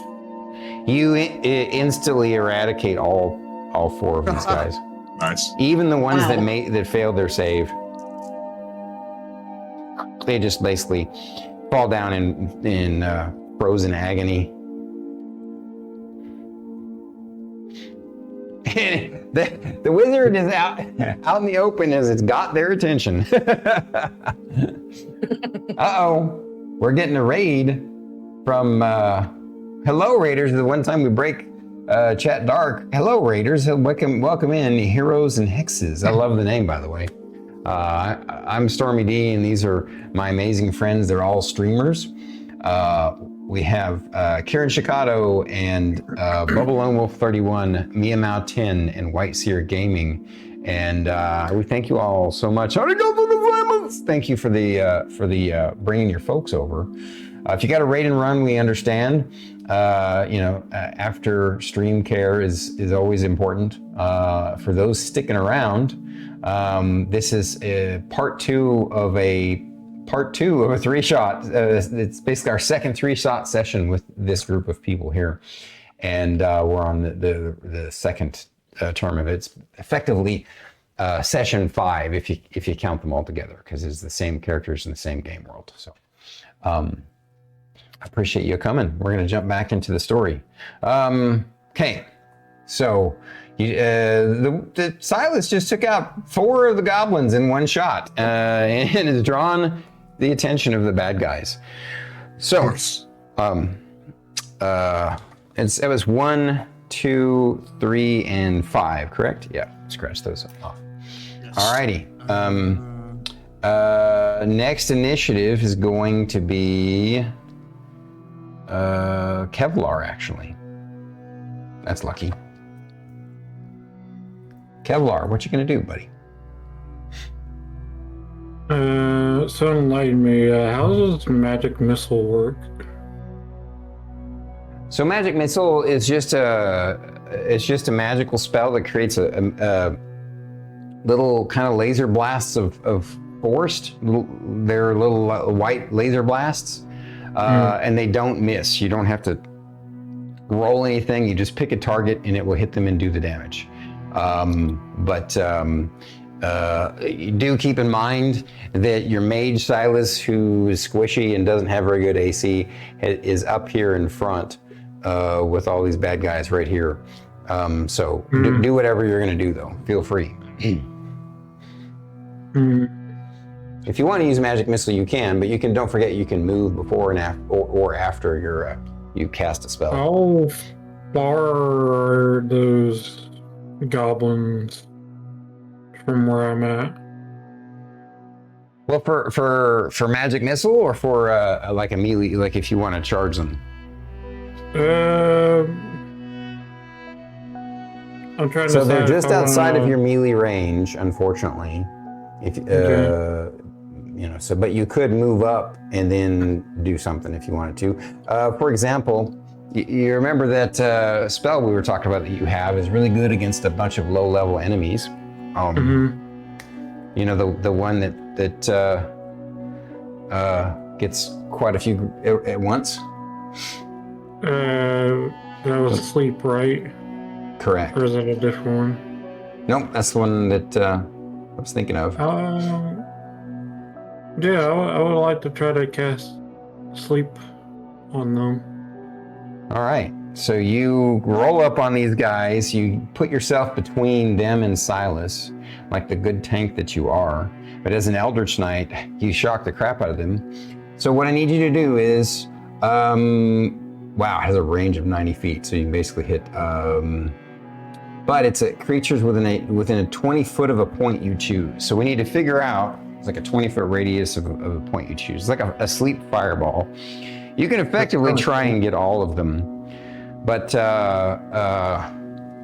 obviously the ogre and the hobgoblin captain are going to be higher level, higher hit dice creatures. So in the terms of your character in the world, they're like tougher, meaner, more well trained, etc. Gotcha. What I need you to do for the spell is roll me a 5d8. Okay. And tell me what you get. So that's five 8-sided dice. Thank you. I appreciate that you enjoy the music. It's actually a compilation of free YouTube music, but I dug through them to put it all together and pick them. I got a 6. You got a 6 total with 5d8? Mm-hmm. So you rolled a 2 and 4 1s? Yes, sir. It's a random dice roller. Damn. That's how it works. I don't. Are you serious? Yeah.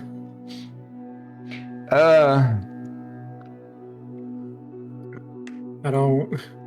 Look, the random dice roller is weird. That's the only thing I've learned from this thing for. Normally he rolls really hot. That is the worst roll he has ever had. Yep. First time casting sleep, maybe. Yeah. So since this, all right.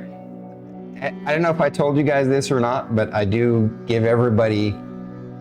You know how some DMs will use the inspiration die, and they do it. I'm not a big fan of doling it out. Because what happens is when you dole it out for someone who does cool role play or something cool in combat, then people who don't do that, you know, they feel bad. Or sometimes they think that there's favoritism. And so I don't like to dole it out. Instead, my house rule is you have effectively 1 luck roll per combat. In which case, you have an inspiration die, you start combat with it, you can use it 1 time for combat, and that's it. Everybody has one, and that's it. This is your 1 shot. If you want to use inspiration to re-roll that spell, I will let you do that. Bye-bye. Does it fail if I don't roll it? That's just a curiosity question. No. So if you can keep the roll that you have, knowing that you're only getting 6 hit points worth of creatures, which probably won't even knock out one of the goblins. But if you take the inspiration and use it up, then you can go ahead and I'll let you re-roll take the roll again. And it's basically you roll the 5d8. More than likely, the odds are you're going to do a lot better than what you just did. Because that's like almost the reverse Yahtzee there. That's what you get just for using the, like I said before, there's a random dice roller. What I've learned for so far, it's really random. And there's no telling what you're going to get. Yeah. Don't forget, it's 5d8. So with the random dice roller, click so that there are 5 of them on screen, and then click the roll button. Okay. Let's see what you get. I will take that roll again.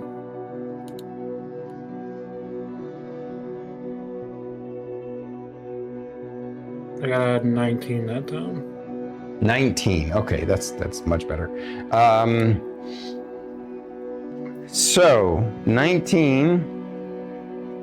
How do we want to do this? Let me see how the spell reads. Starting with the creature that has the lowest current hit points, each creature affected by the spell falls unconscious until the spell ends. It's in ascending order.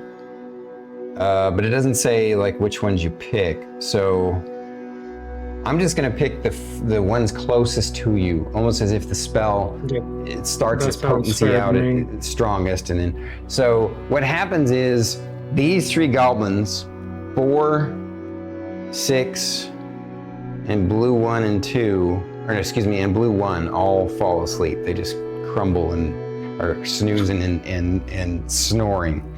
That's so what did I say? It's 4, 6, and 1. So we'll just circle them. 4, 6, and 1. You guys see your knight, your warrior come up and just go, you guys look sleepy. Take a nap. And all 3 of them just go. And that's a good turn. Anything else there, Kevlar? I don't think you have anything else. I think I'll need more time there. All right. Well, next is going to be wow. Oh, actually, he was supposed to go before Kevlar, but that's all right. I'm just gonna drop him down by 1 then. He was like surprised. So this one goblin that's still awake, he's all like, "Wow, who are them guys?" In Goblin. Anybody who speaks Goblin knows what he said. If none of you speak Goblin, he just goes. He goes 5, 10, 15, 20, hides behind here, and tries to. He's not smart, so he sees the big scary warrior instead of the squishy mage, and he shoots at the big scary warrior because he's dumb. And his arrow goes wide, goes way over your head, Kevlar, and hits the ground nearby. And so that is initiative. Let's see, 4. That's 17. And then initiative 16, which is initiative 5. All right. So at this point, does any of your characters speak Goblin? Me. No. I don't think mine does. No. No. I have an unpicked language, but I'm going to. Okay. Well, I've never played Goblin. then you all don't understand him. He goes, "Hop, hop, sleep." He's giving them commands. He goes over. He points at the ogre and says, and points at Sylas. And then, like he's actually a smart guy, and then he goes over and he kicks number 1. Improvised weapon. Lovely. Oh my God! He kicks number 1 to wake his ass up, but I rolled a nat 1, which is a crit fail. I got this handy dandy fun little fumble table that I like to use. Since it's the bad guys, who would like to roll the percentile dice for me? It's like Kirinshikato's grabbing his. Like I think Kirinshikato. Or shall I? Yeah. I think Kirinshikato. Go for it, Sylas. What'd you get, Kirinshikato? No, you need to roll percentile dice, the 2 of them. Oh, So just roll them together. give me a second, probably to find the second Hints, one. higher is better. You know, the number that's the double is the first number, and the number that's the single is the second number. 30 and 40. You mean a 3 and a 4? So 3 and a 4, 30. yes. So wait, you didn't roll 2 double-sided ones, did you? I'm rolling the wrong So one. here, I'm gonna kind of show you how it works. So I got a double set right here, right? See? So if I roll this, that would be the 8-0 is an 8, and the 0 is a 0. Yeah. So if I rolled a 0-0, that's a 0-0. If I rolled a 2, then it'd be a 0-2. See what I'm saying? So take the double one and a single one and roll them together. And the one that's the first number, it's basically a percentile dice is out of 100. So Let's see this. 94? Yep. Yeah. Oh my god. Okay. He's broken his own Unaware leg. moron. Hit friend, double damage. Oh, I think I just killed So- him, buddy. Yeah, he goes up to wake up the little goblin, and let me see what his. So it's technically an unarmed strike, which in 5e is a D4, I believe. But let me see what his strength bonus is. That's only. It's a +2, actually but still. 1d4 if you're proficient, as in have a feat to make it 1d4. Or Oh really? So is it still like 3.5, it's- where it's a D3, or is it? I think it's less. I can find out for you, but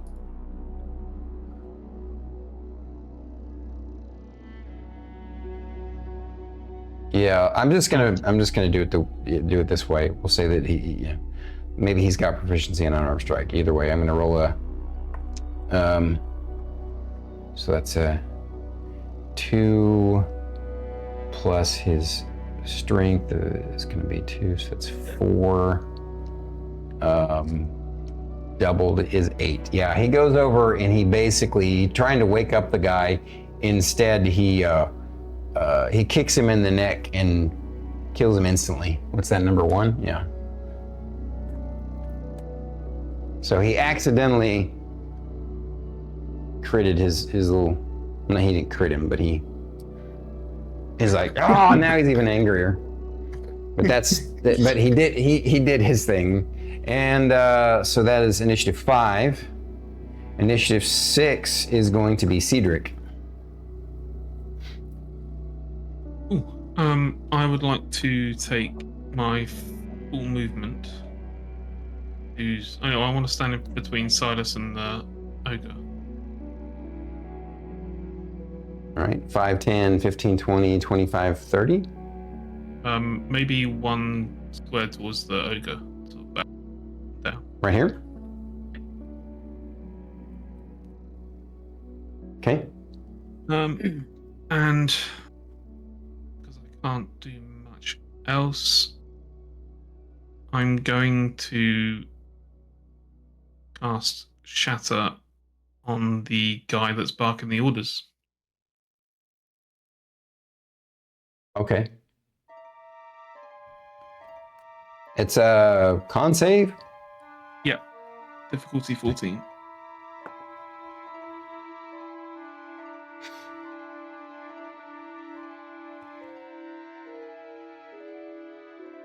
All right, he made his save. Does that mean he takes half damage?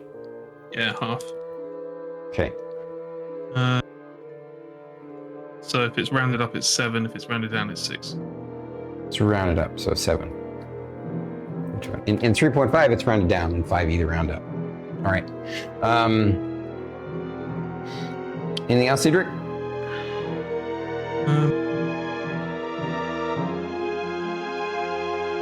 Okay. It's the no, I'm ogre's turn. He's like, whoa! He's like, okay, boss. But he actually says it in common.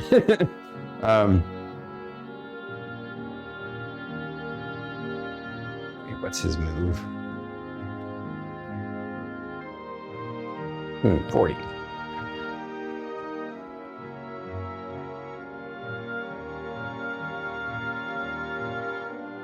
All right, he's gonna move right here, which is exactly his 40-foot move because of his large size. He's basically got you both engaged.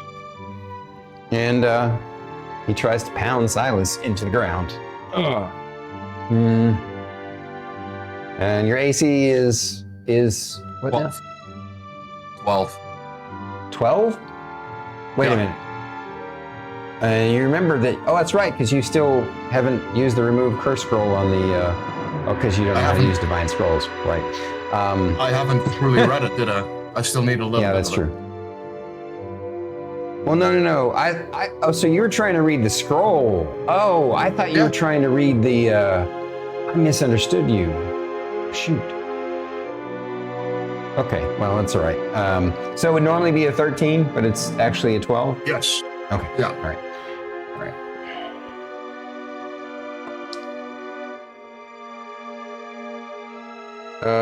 Okay, that's a natural 20. That's a threat of a critical.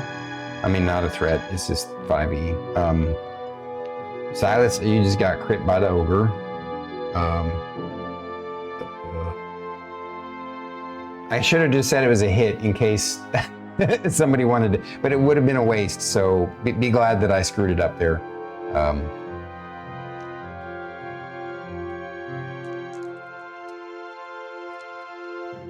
So that's going to be.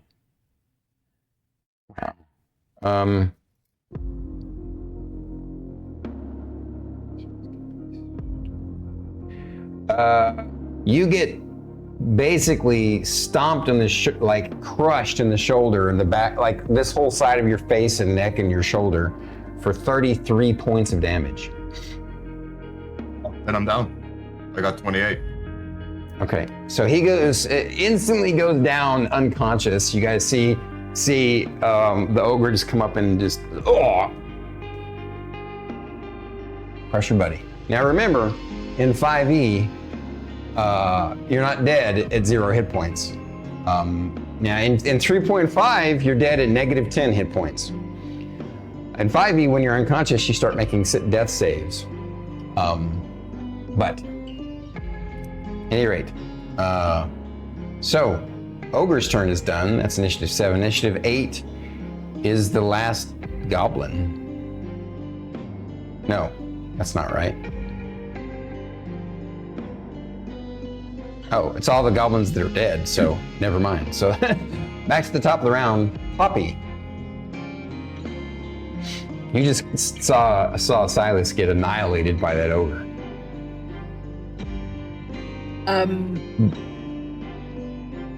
But you now note that there's only one goblin behind cover way over there, the hobgoblin captain, and the ogre, because Kevlar and Sylas seem to have dealt with most of the goblins. Yeah, I'm thinking about casting Cure Wounds, but can I do it from where I am? Or do I have to Cure be on the Wounds is a ground? touch. You have to be in melee range. Okay. But remember that your bard has a healing word, which is a ranged spell. Yeah. Did you want to move up to the edge so that you could actually see down and then decide which one of these targets you want to shoot at? Yes. Okay. It's only a little bit of a move, so you still got action and bonus action. And I'm close enough. No, I won't do that. Yeah, because the thing is now is deciding who I want to go for. Thank you for the work, Lady Ann.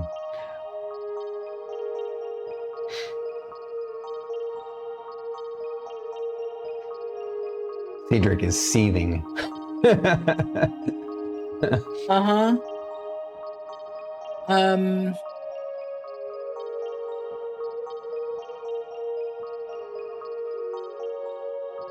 Zerbia's mask group heal. Sorry, don't have that redeem. I'm gonna go for Ensnaring Strike on the ogre. On the ogre. Okay, gotcha. Make your attack roll, please.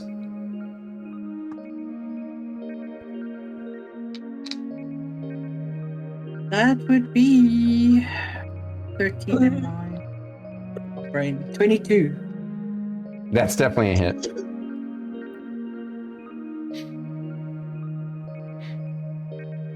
Okay. Roll your damage, and then it rolls. What kind of saving throw for this ensnaring strike? Is it a strength saving throw, I believe? I believe so.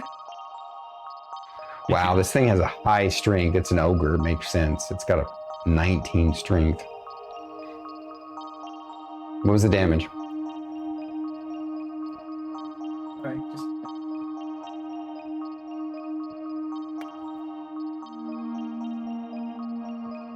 That is a 13. Wow, wow. What'd you do? Roll a 7? Yeah. Nice. Very nice. All right, so you hit the ogre square in the neck. It's I already rolled its strength saving throw. Despite its high strength, I rolled pretty low. What's the DC again? Sorry, my brain just went. Meh. It's all right. Was it 13? 13.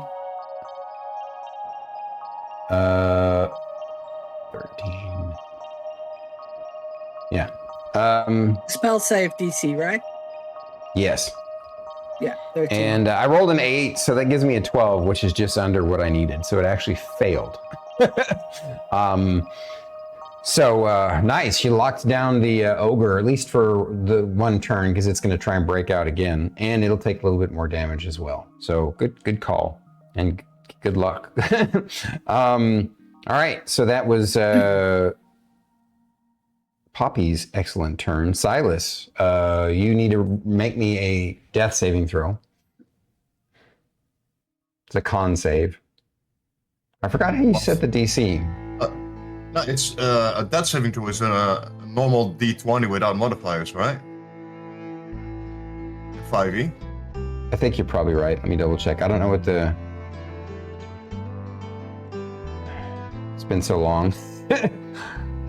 That is my first time throwing death saves. That never happened to me. So it's an experience. It's not often that that happens in my campaigns either, so I don't... But I think if I roll over a 10, I succeed. If I roll under a 10, I fail, and I can have 3 fails before I die. Yeah, I think top of my head. I think it's a straight. Yeah, I think D20. it's just a 50-50 shot. Yeah, it's a D20, and you have to roll a 10 or better. Yeah, I rolled a 12. Okay, so you made your first. You need to make 2 more now, unless somebody gets to you with the heal, which will automatically stabilize you. All right, so that was Silas's turn. Kevlar. The ogre is locked down by vines, and it's being engaged by Ceedric. The hobgoblin captain is over there on his own, though. And there is a goblin over there taking pot shots from cover. How far is he from you? Yeah, the big ogre, or whatever you want to call it. Oh, the ogre or the captain? Because the ogre's right here. Yeah, how far The is ogre's that? right there, but he's already being engaged by Ceedric, and he's got a vine that's locking him up. Did you not want to engage the captain? It's up to you. Whatever you want to do. If you want to focus fire on the ogre, that's fine too.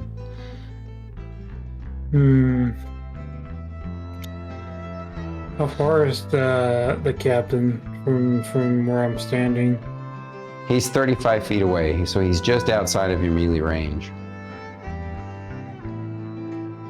How far can I throw the throwing axes? I think it's a 20 for, like, you could actually move up 5, 10. It can move up and, like, get almost in perfect melee, get like here and throw right at his face if you wanted to. Or maybe here. You want to do that? Yeah, I want to try that. All right, you're gonna move up and you're gonna chunk a hatchet at his face. Roll it.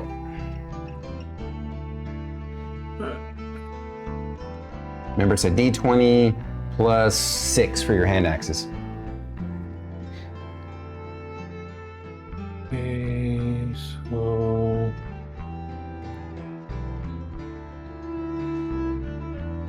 I got 18. That definitely hits. Roll the damage. It's gonna be a D6 plus 4.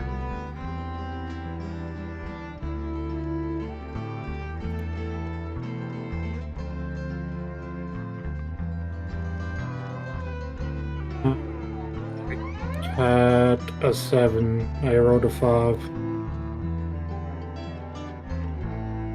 How's a 5 get to a 7?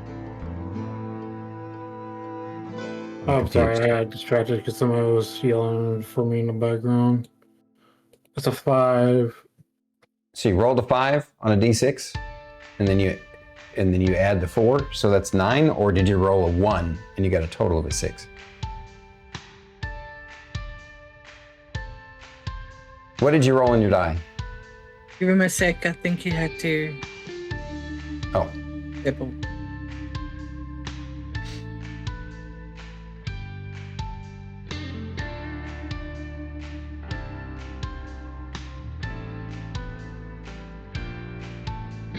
Sorry about that. I was talking to me.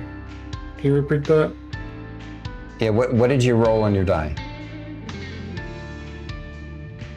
I rolled a 5. All right, so your total is 9 damage to the ogre, or to the captain. I got distracted by him. He was looking for something. All right, no worries. So that's Kevlar's turn. Initiative 4 is the one goblin back there. He's going to take a pot shot. Now he's still shooting at Kevlar. Well, that's a nat 20.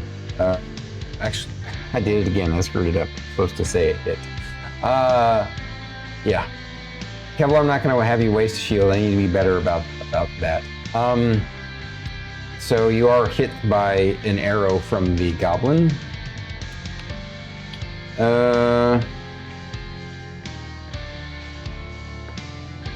For 3 points of damage. You got an arrow sticking in your shoulder for 3 points of damage. Okay. So, oh wait, no. So that's not right. It was a crit. So it's actually going to be.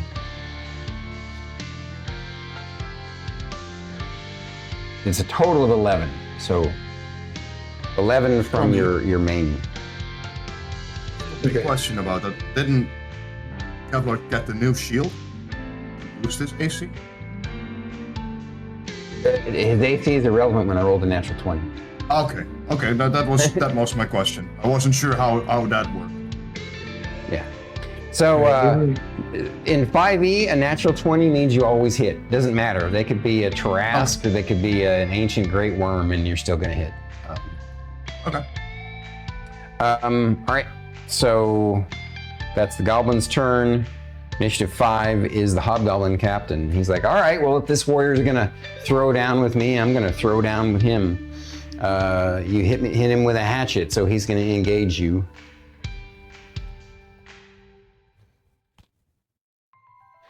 Hobgoblin captain swings. He's wearing this hobgoblin captain's wearing half plate armor and has got a great sword.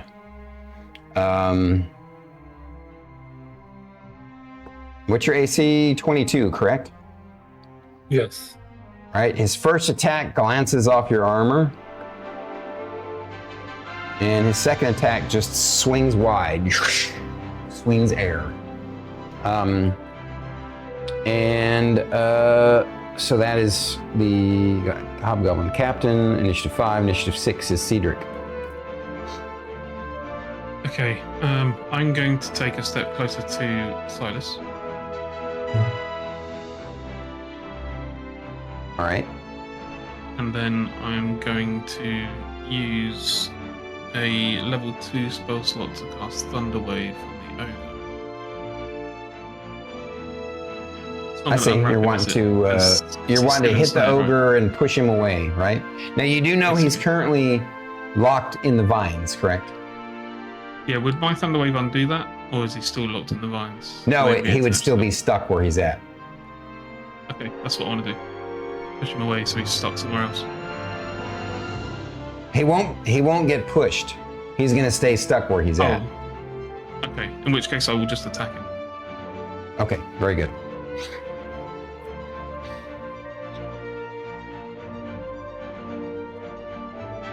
Actually, no. I'm going to forfeit my attack and just use Cure Wounds on Sylas' turn. Only a Cure Light? You don't want to use a higher level slot to upgrade it?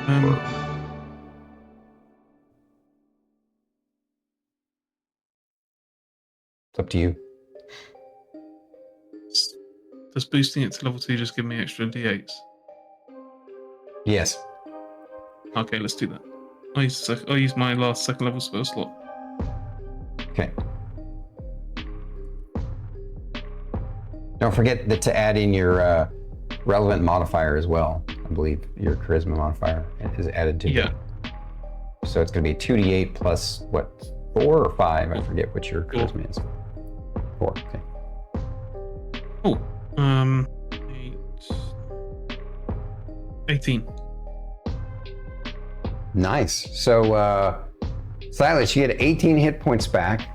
As a bonus action, you can tap him with your foot to wake him up if you want. Okay, I'll do that.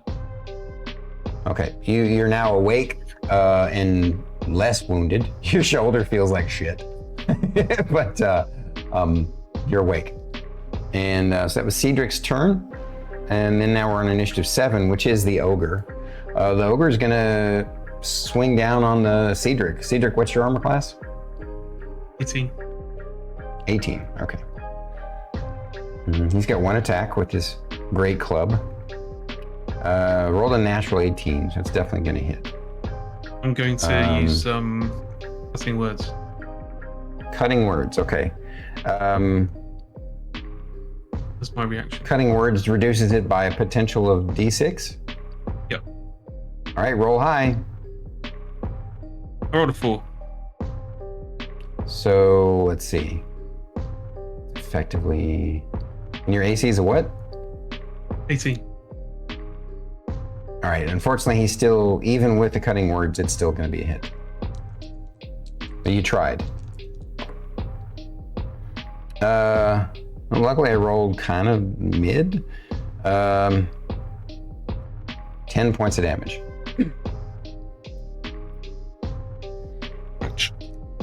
And next is I guess that's the bottom of the round. So Poppy. The ogre is still. Yeah, on your turn. Oh, I forgot on his turn. You know what? Hang on a second. The vine thing, it just keeps them from moving, not from attacking, correct? It doesn't. What's it called? Ensnaring strike. Ensnaring strikes. Gotcha. Let me double check it.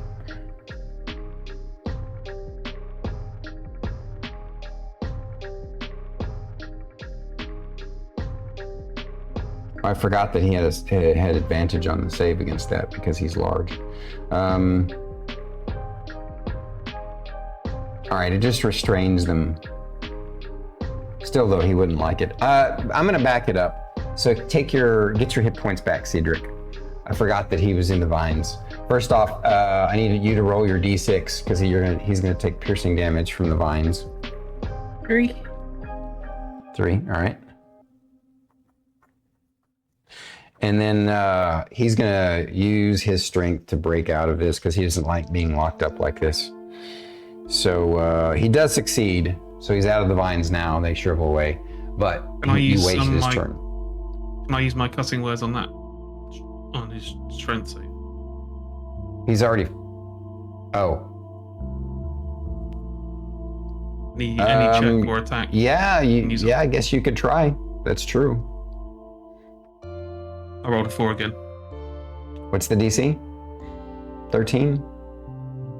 Yeah, unfortunately, he still succeeds. I'm sorry. You tried, though. Worth it. All right. So now it's Poppy's turn. Right.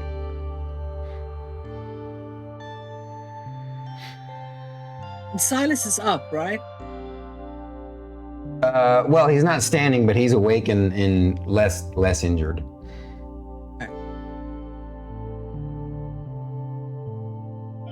Right, so the ogre's turn is just before mine, right? He's the last. Correct. Okay. And he used his turn to break out. You gave yourself the hit points back, right? Said Ceedric? Yeah. Okay, good, cool. Okay, I'm going to take a shot at the bugbear. The hobgoblin captain? Okay. Yeah, sorry, I have him down as a bugbear. Was I wrong? Yeah, he's a hobgoblin captain. Okay. I think when you were introducing the enemies, you did say bugbear once, Stormy. I did. My apologies. Because I made Totally notes my while bad. you were talking. I probably called him Bugbear Captain by accident because he was mixed in with my bugbears, and that's what I was looking at when I was grabbing the model. Yeah. 15. 15 does not hit. It glances off his plate now. Anything else, Poppy? Don't have bonus. Your bonus action, you can command your kiddo to get in a fight if you want. You could have him go after the goblin. Yeah, I think he's a bit far though. I don't know that smoke could make it. I mean, Distance. he can double move. He won't be able to fight that round, but he could get in range of the goblin. It's up to you if you want to do that or not, obviously.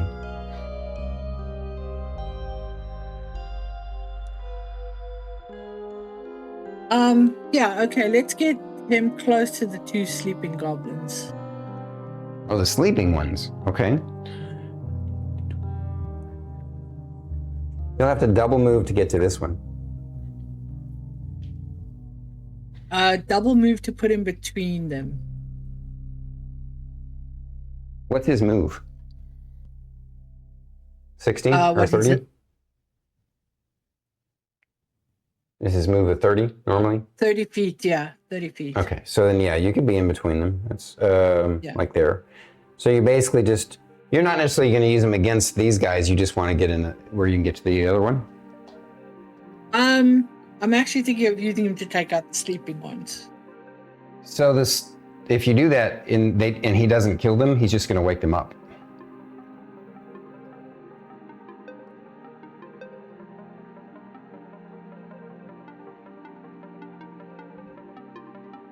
Yeah, but I've now put him in line for that goblin to actually shoot at him. I mean, if you want, we can back it up because again, you're new and you don't know all of how everything works.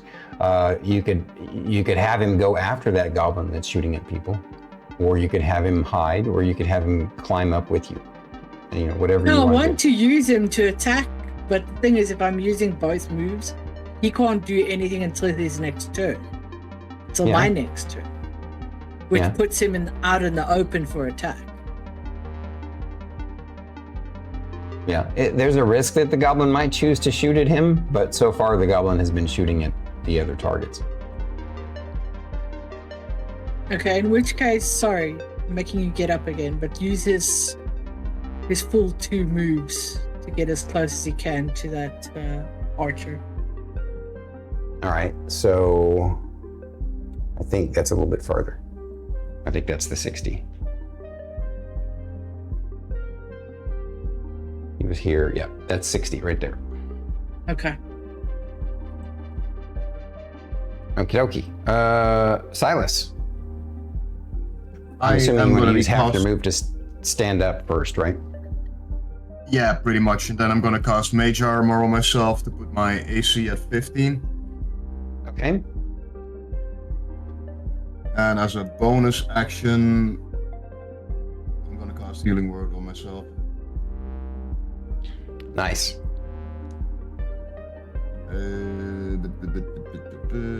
Actions, bonus action.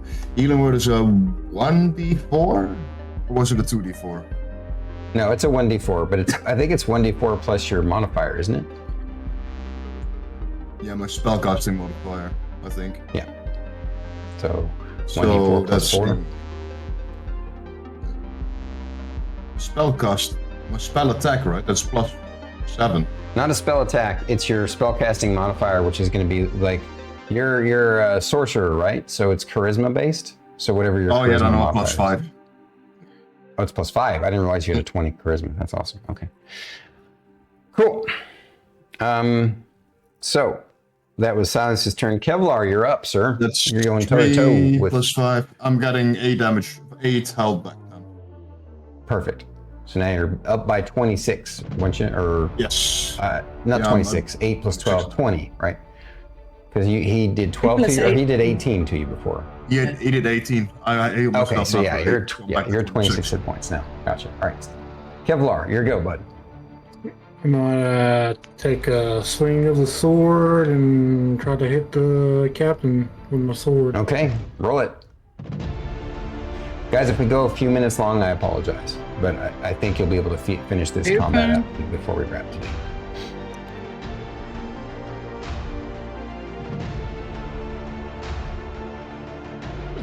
I got a 20.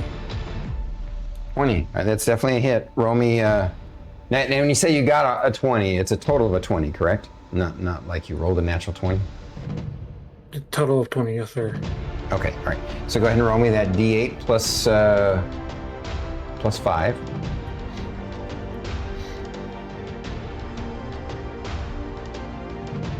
Nine. Nice. And I don't think there's any bonus actions from you. So moving on to initiative Surge if you 4. want, Bubba. Yeah, he could if he wants to, or he could wait. It's up to him. I think Reminding you, I'm gonna wait. Okay. I'll save this for later just in case. Yeah, Yeah, the hobgoblin captain still looks like he looks a little beat up, but he's not blood what you would consider bloodied yet. He's not in dire straits yet.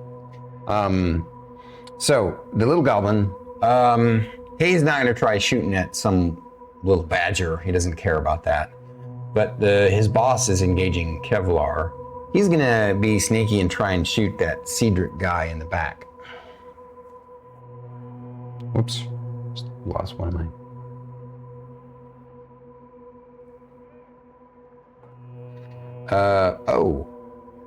Ceedric. It will be a hit. Do you want to do anything, or do you want to try? Do you want to take it? Not whilst the ogre still has his turn.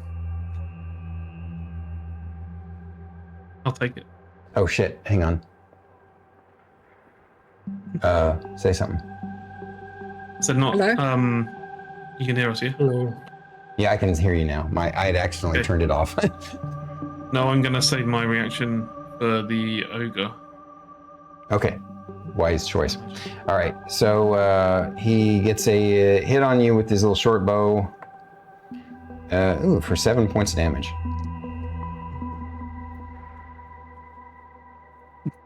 This is a goblin, yeah? I mean, it's a short bow, and I rolled a 5 on the d6, and he's got +2. Sorry. All right, so that was Goblin's turn. Next is going to be number 5 is the Hobgoblin Captain, and he takes 2 swings against our shield-wearing warrior.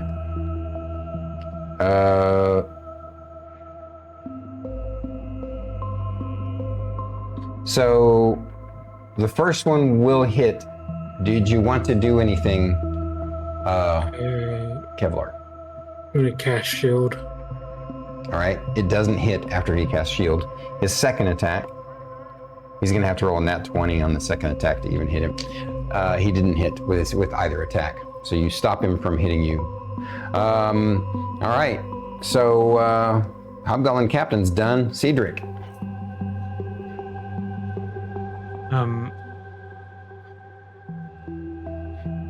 Silas is still technically in combat with. He's in ogre. melee, correct? Mm-hmm. I'm gonna use Thunder Wave. So that'll be To push him away. Gotcha. All right. Yeah. Do they get a saving throw against the push away? They do. I don't remember. They have They to do, take a Constitution saving throw, and it will be DC 14. Con save, DC 14. And he fails. What's the damage he takes? He takes 2d8, I think. Just check again. 2d8 thunder damage. He's pushed 10. excuse me, 10 feet away. Yeah, roll it. And I have 12 damage. Nice. And I will follow him. He actually he goes back kind of a little bit. He doesn't go back a full 10 feet because he hits the door here, so he basically kind of slides back. He's about 5 feet away from you, and then you're gonna move with him. I'll follow you. Right. Okay. Nice. You pushed him away from your squishy mage and also your person you protect. All right. And then I'm going to use my bonus action to tell Poppy to take the ogre down and give her bardic inspiration. Gotcha. Bardic inspiration to Poppy. Oh yes, yeah, bonus action. And he tells you, take out the ogre. All right. So Ceedric is done. Initiative 7 is the ogre. He takes a swing at Ceedric. He crushes the ground next to you. Ceedric, number 7. That was the bottom of the round. Poppy.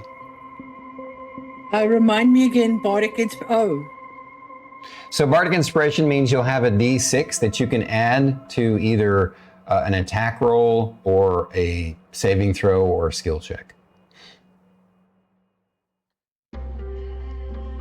Yes. She probably won't need it against the ogre because they don't have a high AC. They just have a lot of hit points. I can't use it for the damage, only for the attack roll, right? Right, you can't use it Just for the the damage. attack. Unlike 3.5.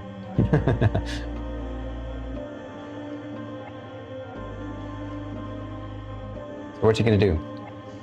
Trying to decide if I want to do. Yeah, I'm going to do another ensnaring strike on Ogre. That's good. And that'll be a 17. Okay. Definitely a hit. Yep. Roll your damage. Keep putting this dice away and thinking don't put it away, and I keep putting it away.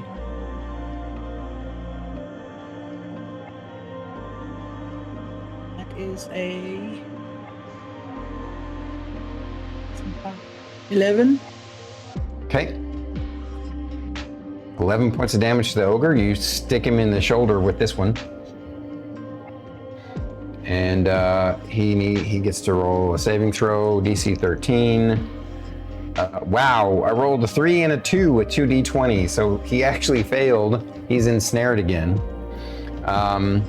Nice. And so that was Poppy's excellent turn. Sylas. I'm gonna assume that Ceedric is in 5 feet of the ogre, isn't he? He's in 5 feet of the ogre, yes. Just do it. Just do it. If you fail your roll, you're gonna get 2d6. Nah, no metagaming. Come on, just decide what your character would do. I'm gonna change it. I'm just gonna walk up to the ogre and use chill touch. Oh, So you don't have to walk up to touch. the ogre. You don't have to touch with chill touch. It's a ranged spell. It's a touch spell, it says. No, it isn't. Oh, I don't think. Range area says touch. You must be That's fine, looking but at the. anyways. Hang on. I'm looking it up. Maybe he's looking at the 2024 edition because the 2014 edition is most assuredly not a touch spell. It's got a range of 120 feet. Chill touch, right? Yeah. That's what you said? Yeah. Yeah, ghostly skeletal hand in the space of a creature within range. Yeah, D8 necrotic damage, right? Are we looking at the same spell? Yeah, that's the one. Okay. So whatever, yeah, you must be looking, they must have changed it in 2024 to a touch spell, which is dumb as balls. But yeah, so we're doing 2020, we're doing 2014, so it's a ranged spell. So if you want to do that, that's cool. I believe it's a ranged spell attack against it. I rolled a 19 to hit. That's definitely a hit. Roll your D8 necrotic damage. 3. 2d8. 3 damage. It's 2d8 at 5th level. And it's now can't gain hit points if something were to try and heal it until your next You turn. can't regain hit points until the end of your Right. next turn. Right. All right. Next is going to be Kevlar. I'm gonna use Oh, the did you have? bonus I'm sorry. action. Did you have a bonus Heal up. action, Kevlar? I mean, Ceedric, Sylas. I'm gonna use a healing spell on Ceedric. The healing word. What kind of healing? You mean healing word? Healing word, yes. Okay. Because you're not in melee range, so just making sure. So that's 1d4. 2+. He's regaining 9 health points. Nice. Okay. All right. Unwounded. You guys are handling this brilliantly. Kevlar, your turn. I'm going to take another swing at the captain with the sword. Yep, roll it.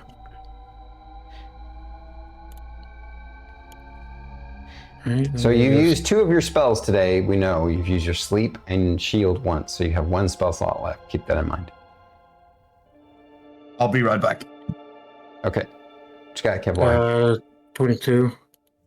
That's definitely a hit. Roll me your damage. And then look at us. Just realized I 8. forgot to plug in. We've been doing this on wireless the whole time. So cool. It's the new router. It's way better than the old one. That's good. 13, I think. And I rolled an 8. 8 plus 5 is 13. That's correct. All right. He's looking pretty haggard. Not like near death, but did you want action surge now or did you want to wait? Like he's, you know, getting close. You think you might be able to. You're not sure if you could finish him, but you know if you don't, somebody will. I'm gonna do the second. Use my last spell slot for action surge. Yes. So I only have 1 left, I think. Can you cast a spell off of action surge? I think it's possible. Can you cast a spell with surge? I believe you just swap a bonus action for a full action. That's basically what it does. Use your bonus action to do action surge, and it gives you 1 action back. Which you can use for a full If I attack. can do that, if I can, it's not a big deal. I can just return. Oh, but can I just check? Are you asking to use your last spell slot to use action surge? Yeah, pretty much. Yeah. Okay, you don't have to do that. You just use your bonus action to use your 1 use of action surge. Got you, because I think I keep on forgetting that it's not. It's not So a spell. yeah, that's right. Bonus action uses up the action surge, but that gives you a whole new action, which is, it turns Right. out, it can either be an attack or it can be a spell. So if you want to do that, what were you thinking about doing? I'll tell you this, that it doesn't look like his hit points are low enough. I mean, unless you roll really well. Actually, if you roll half, you might be able to knock him out. I don't know. What were you thinking of doing? I was just gonna do the action surge just so I can swing my sword at him again. Oh, I thought you said you were going to do a spell. Well, I think I got confused. I think I misunderstood. I didn't know that action surge is it considered a spell or not? I'm not. That's why. I got No, it's not a confused. spell. So action Okay. surge is just a thing a special ability that fighters have. Once per day, you can use your bonus action to action surge, which gives you another action. And that action could be either an attack or a spell. It's up to you. I want to use it normally just so I can hit him again. Okay, so you're just going to go ahead and use an just attack. got All right. confused. All right, no problem. Roll your attack. D20 plus your 7. Okay.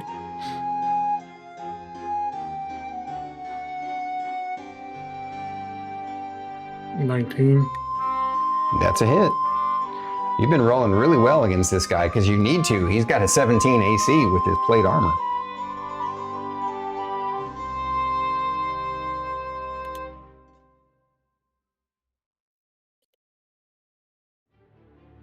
And then the other roll is a 10. 10 total damage. Okay. Yes, sir. This guy's looking very bloodied. All right. That was Kevlar, initiative 3. Initiative 4 is the goblin. The goblin is going to take a shot at Sylas now, since he's all over there by himself. I think that's actually going to hit. Yep. You're going to be hit. Do you have shield or anything like that? I have shield available. Did you want to Keep use in mind, this? I did boot up my mage armor already. I understand that. Okay. Your mage armor, you told me puts you at armor 15, right? Yes. AC 15, yeah. So that's why I said this is going to hit. Did you want to use shield though? I'm going to use shield. Okay. Your shield causes his arrow to bounce off to the ground. And don't forget to use up that spell slot. All right. Yeah. Goblin's done. Initiative 4. Initiative 5 is the Hobgoblin Captain. He's looking fearful in his eyes, like things are going really badly. But he still sees his ogre up. He doesn't know how badly his ogre's hurt.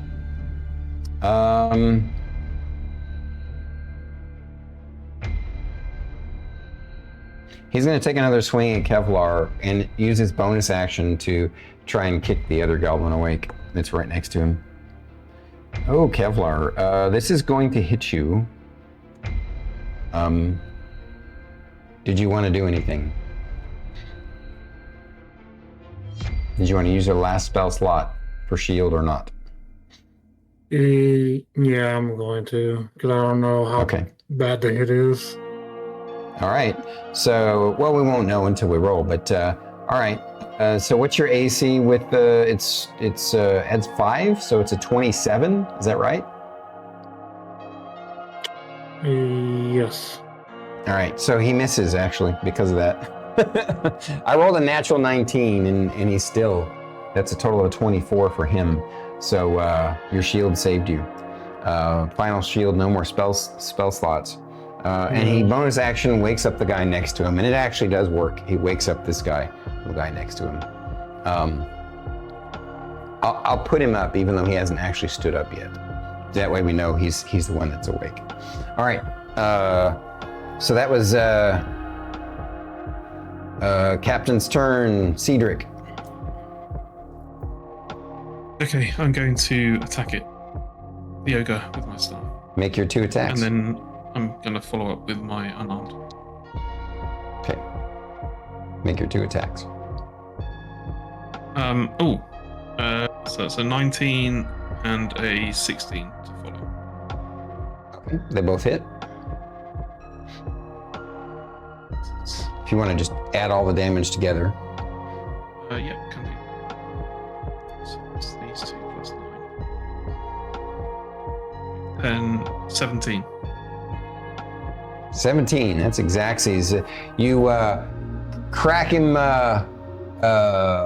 in the face with your staff and then kick him in the nuts, and he crumples over dead as a doornail. Not shot. Not sure. What's the capital of Thailand? So, any moves? Yeah, he'll no, he'll stay where he is. Let's make sure this thing's not Okay. going back. All right, so that was Ceedric's turn. Initiative 7 is the ogre who's now dead. Initiative 1 is Poppy. So before I do my attack, I want to send smoke over to that goblin that's in the corner there. All right. It's a bonus action. Yep, that's enough. Have him attack. Alrighty.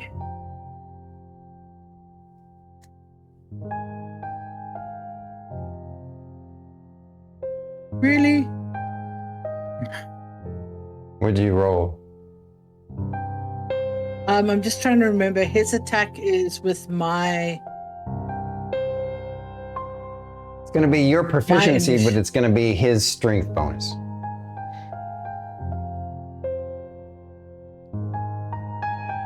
Did you roll a 1? No, that's the 7. Okay. You got a total of a 7? Total 7. All right. He doesn't hit. He gnashes at the goblin. The goblin's like, Okay. all right. Now your shot? Who are you going to shoot? Yeah, I'm gonna You take noticed a that that number shot. 6 goblin woke up. Yeah, that's who I'm taking a shot at. Okay. Roll your hit. What's your minimum damage on your bow? I believe it's... well, it's 5. Okay. What'd you roll? It is a 27 to hit. That's definitely a hit. You rolled a 19, didn't you? Go ahead and roll me your D8. Tell me what you get.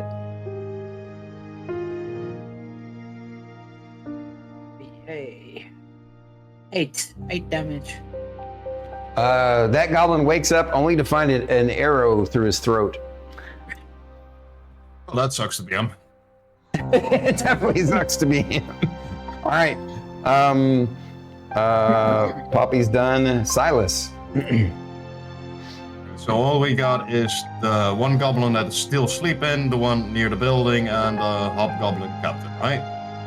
Correct. Yeah. Okay. Sorry, Kevlar. I'm gonna use Ignite on the hobgoblin captain. Level 2. So you know that'll hit Kevlar, right? I think that's why he said Is that what sorry. Oh, okay. That's why you said sorry. That Yeah. he can. I hope he can manage his Dex 15 saving throw. Okay. All right. Is it 15 or 16? I forget. What's your? It's 60 now Yeah. with my dagger. All right. So roll your attack to see if you hit. You still have to hit the guy. 26 to hit. Yeah, that'll definitely hit. What's the damage? It's gonna be 8 piercing and 11 cold. Wow. What? How many dice do you roll? It's a 1d10, but seeing it's level 2, Oh, you cast it at level 2? it's another 2d6 of cold damage. Jesus. And that's no saving throw? What the saving throw is? It's a Dex 15 saving. Oh, You're it's gonna still- take the piercing damage anyways. The piercing was how much? Yeah, I just clicked it away. I think you said 8 hits and 11 cold.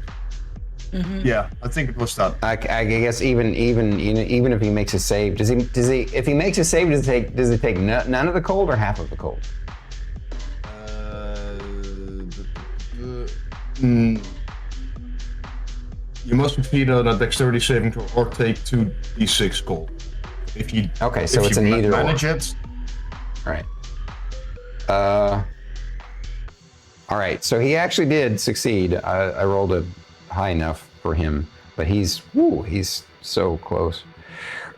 And then Kevlar, roll me a dexterity saving throw. Sylas is getting a little close for comfort with his ice knife spell. So is that like a D20 or am I rolling? Yes, you roll a this d20 and add your dexterity saving throw. The saving throws are going to be right above your skills. I believe your dexterity saving throw is... Am I using the modifier, right? You're only using the modifier, yeah. So it's a 3 plus got the d20. I got 23. You rolled a natural 20? Yes, sir.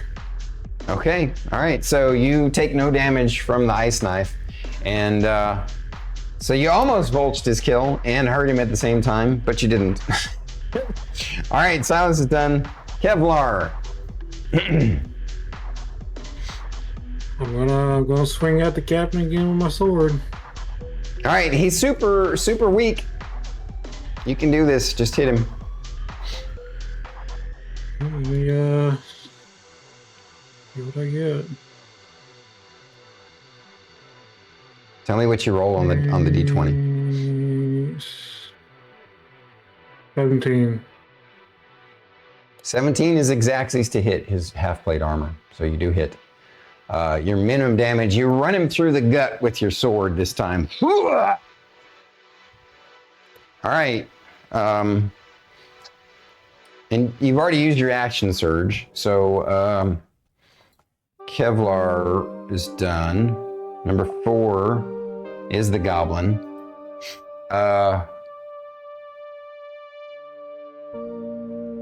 He sees that everybody's dead, and he is going to disengage and start running. Running this way. He's trying to get away. He's technically off the screen, but not necessarily. But he could still be. He's still in range of some things that you guys might have.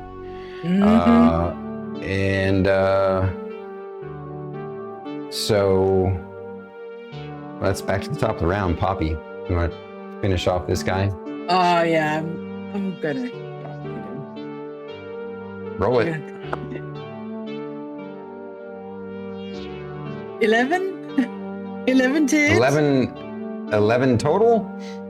11 total. Bardic Sorry. Inspiration. Oh yeah, you haven't used the Bardic Inspiration. Roll a d6 to add yeah. onto it. You gotta roll 4 or better. Gotta roll the 5. All right, roll your damage. Actually, the minimum damage of your arrows, let me see. Nope, roll your damage. You might not kill him. It's 5. Oh, no, Yeah. I almost said a bad word.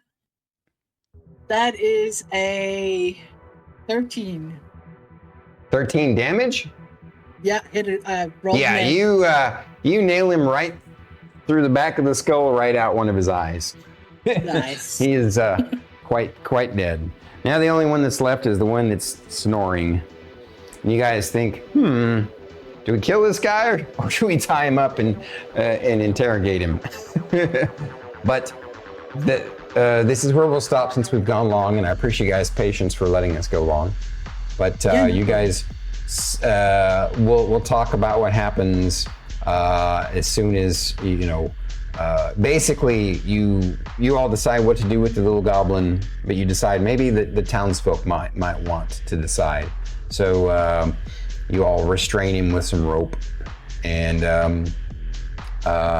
then you go over and knock on the door, and they say, "Who is it?" And you're like, "We're some adventurers that were working for the governor coming into town." And then basically that's where we'll start off, is you'll be having a conversation with the folks through the door when we get started next week. Anyway, well done on saving the town and not dying, Sylas. Yeah, Almost that dying. was close. That was close. Giving Ceedric a heart attack there. All right, your grand adventure was almost over, just as it had begun. All right. Thank you guys so much. I hope you've enjoyed it as much as I have. Let me switch to this scene. For the wrap up, we'll go with this scene. Who do we want to raid out to? Who's out there in the river of Twitch right now? We got Epsilons and Double O for show. I don't know. I haven't raided Epsilons in a very long time. Let me double check that he's not getting ready to raid out himself or something. It doesn't look like he is, so we'll raid Eps. All right, thanks again, guys. You guys are amazing. Thank you. And thank you. Cheers, everyone. Thanks for having us. You betcha. And start this raid plane. Everybody put your tray tables in their upright positions and fasten your safety belts as this raid plane takes off to visit Epsilons. And you all have a wonderful day, wonderful evening. And some of these guys will be on streaming this week. And I'll be on again Saturday doing Dragon Metal Saga. So be sure to click on links and check everybody out if you don't already know these folks. With that said, love you guys. Raiding out now. Bye-bye. Bye. Yeah. Bye.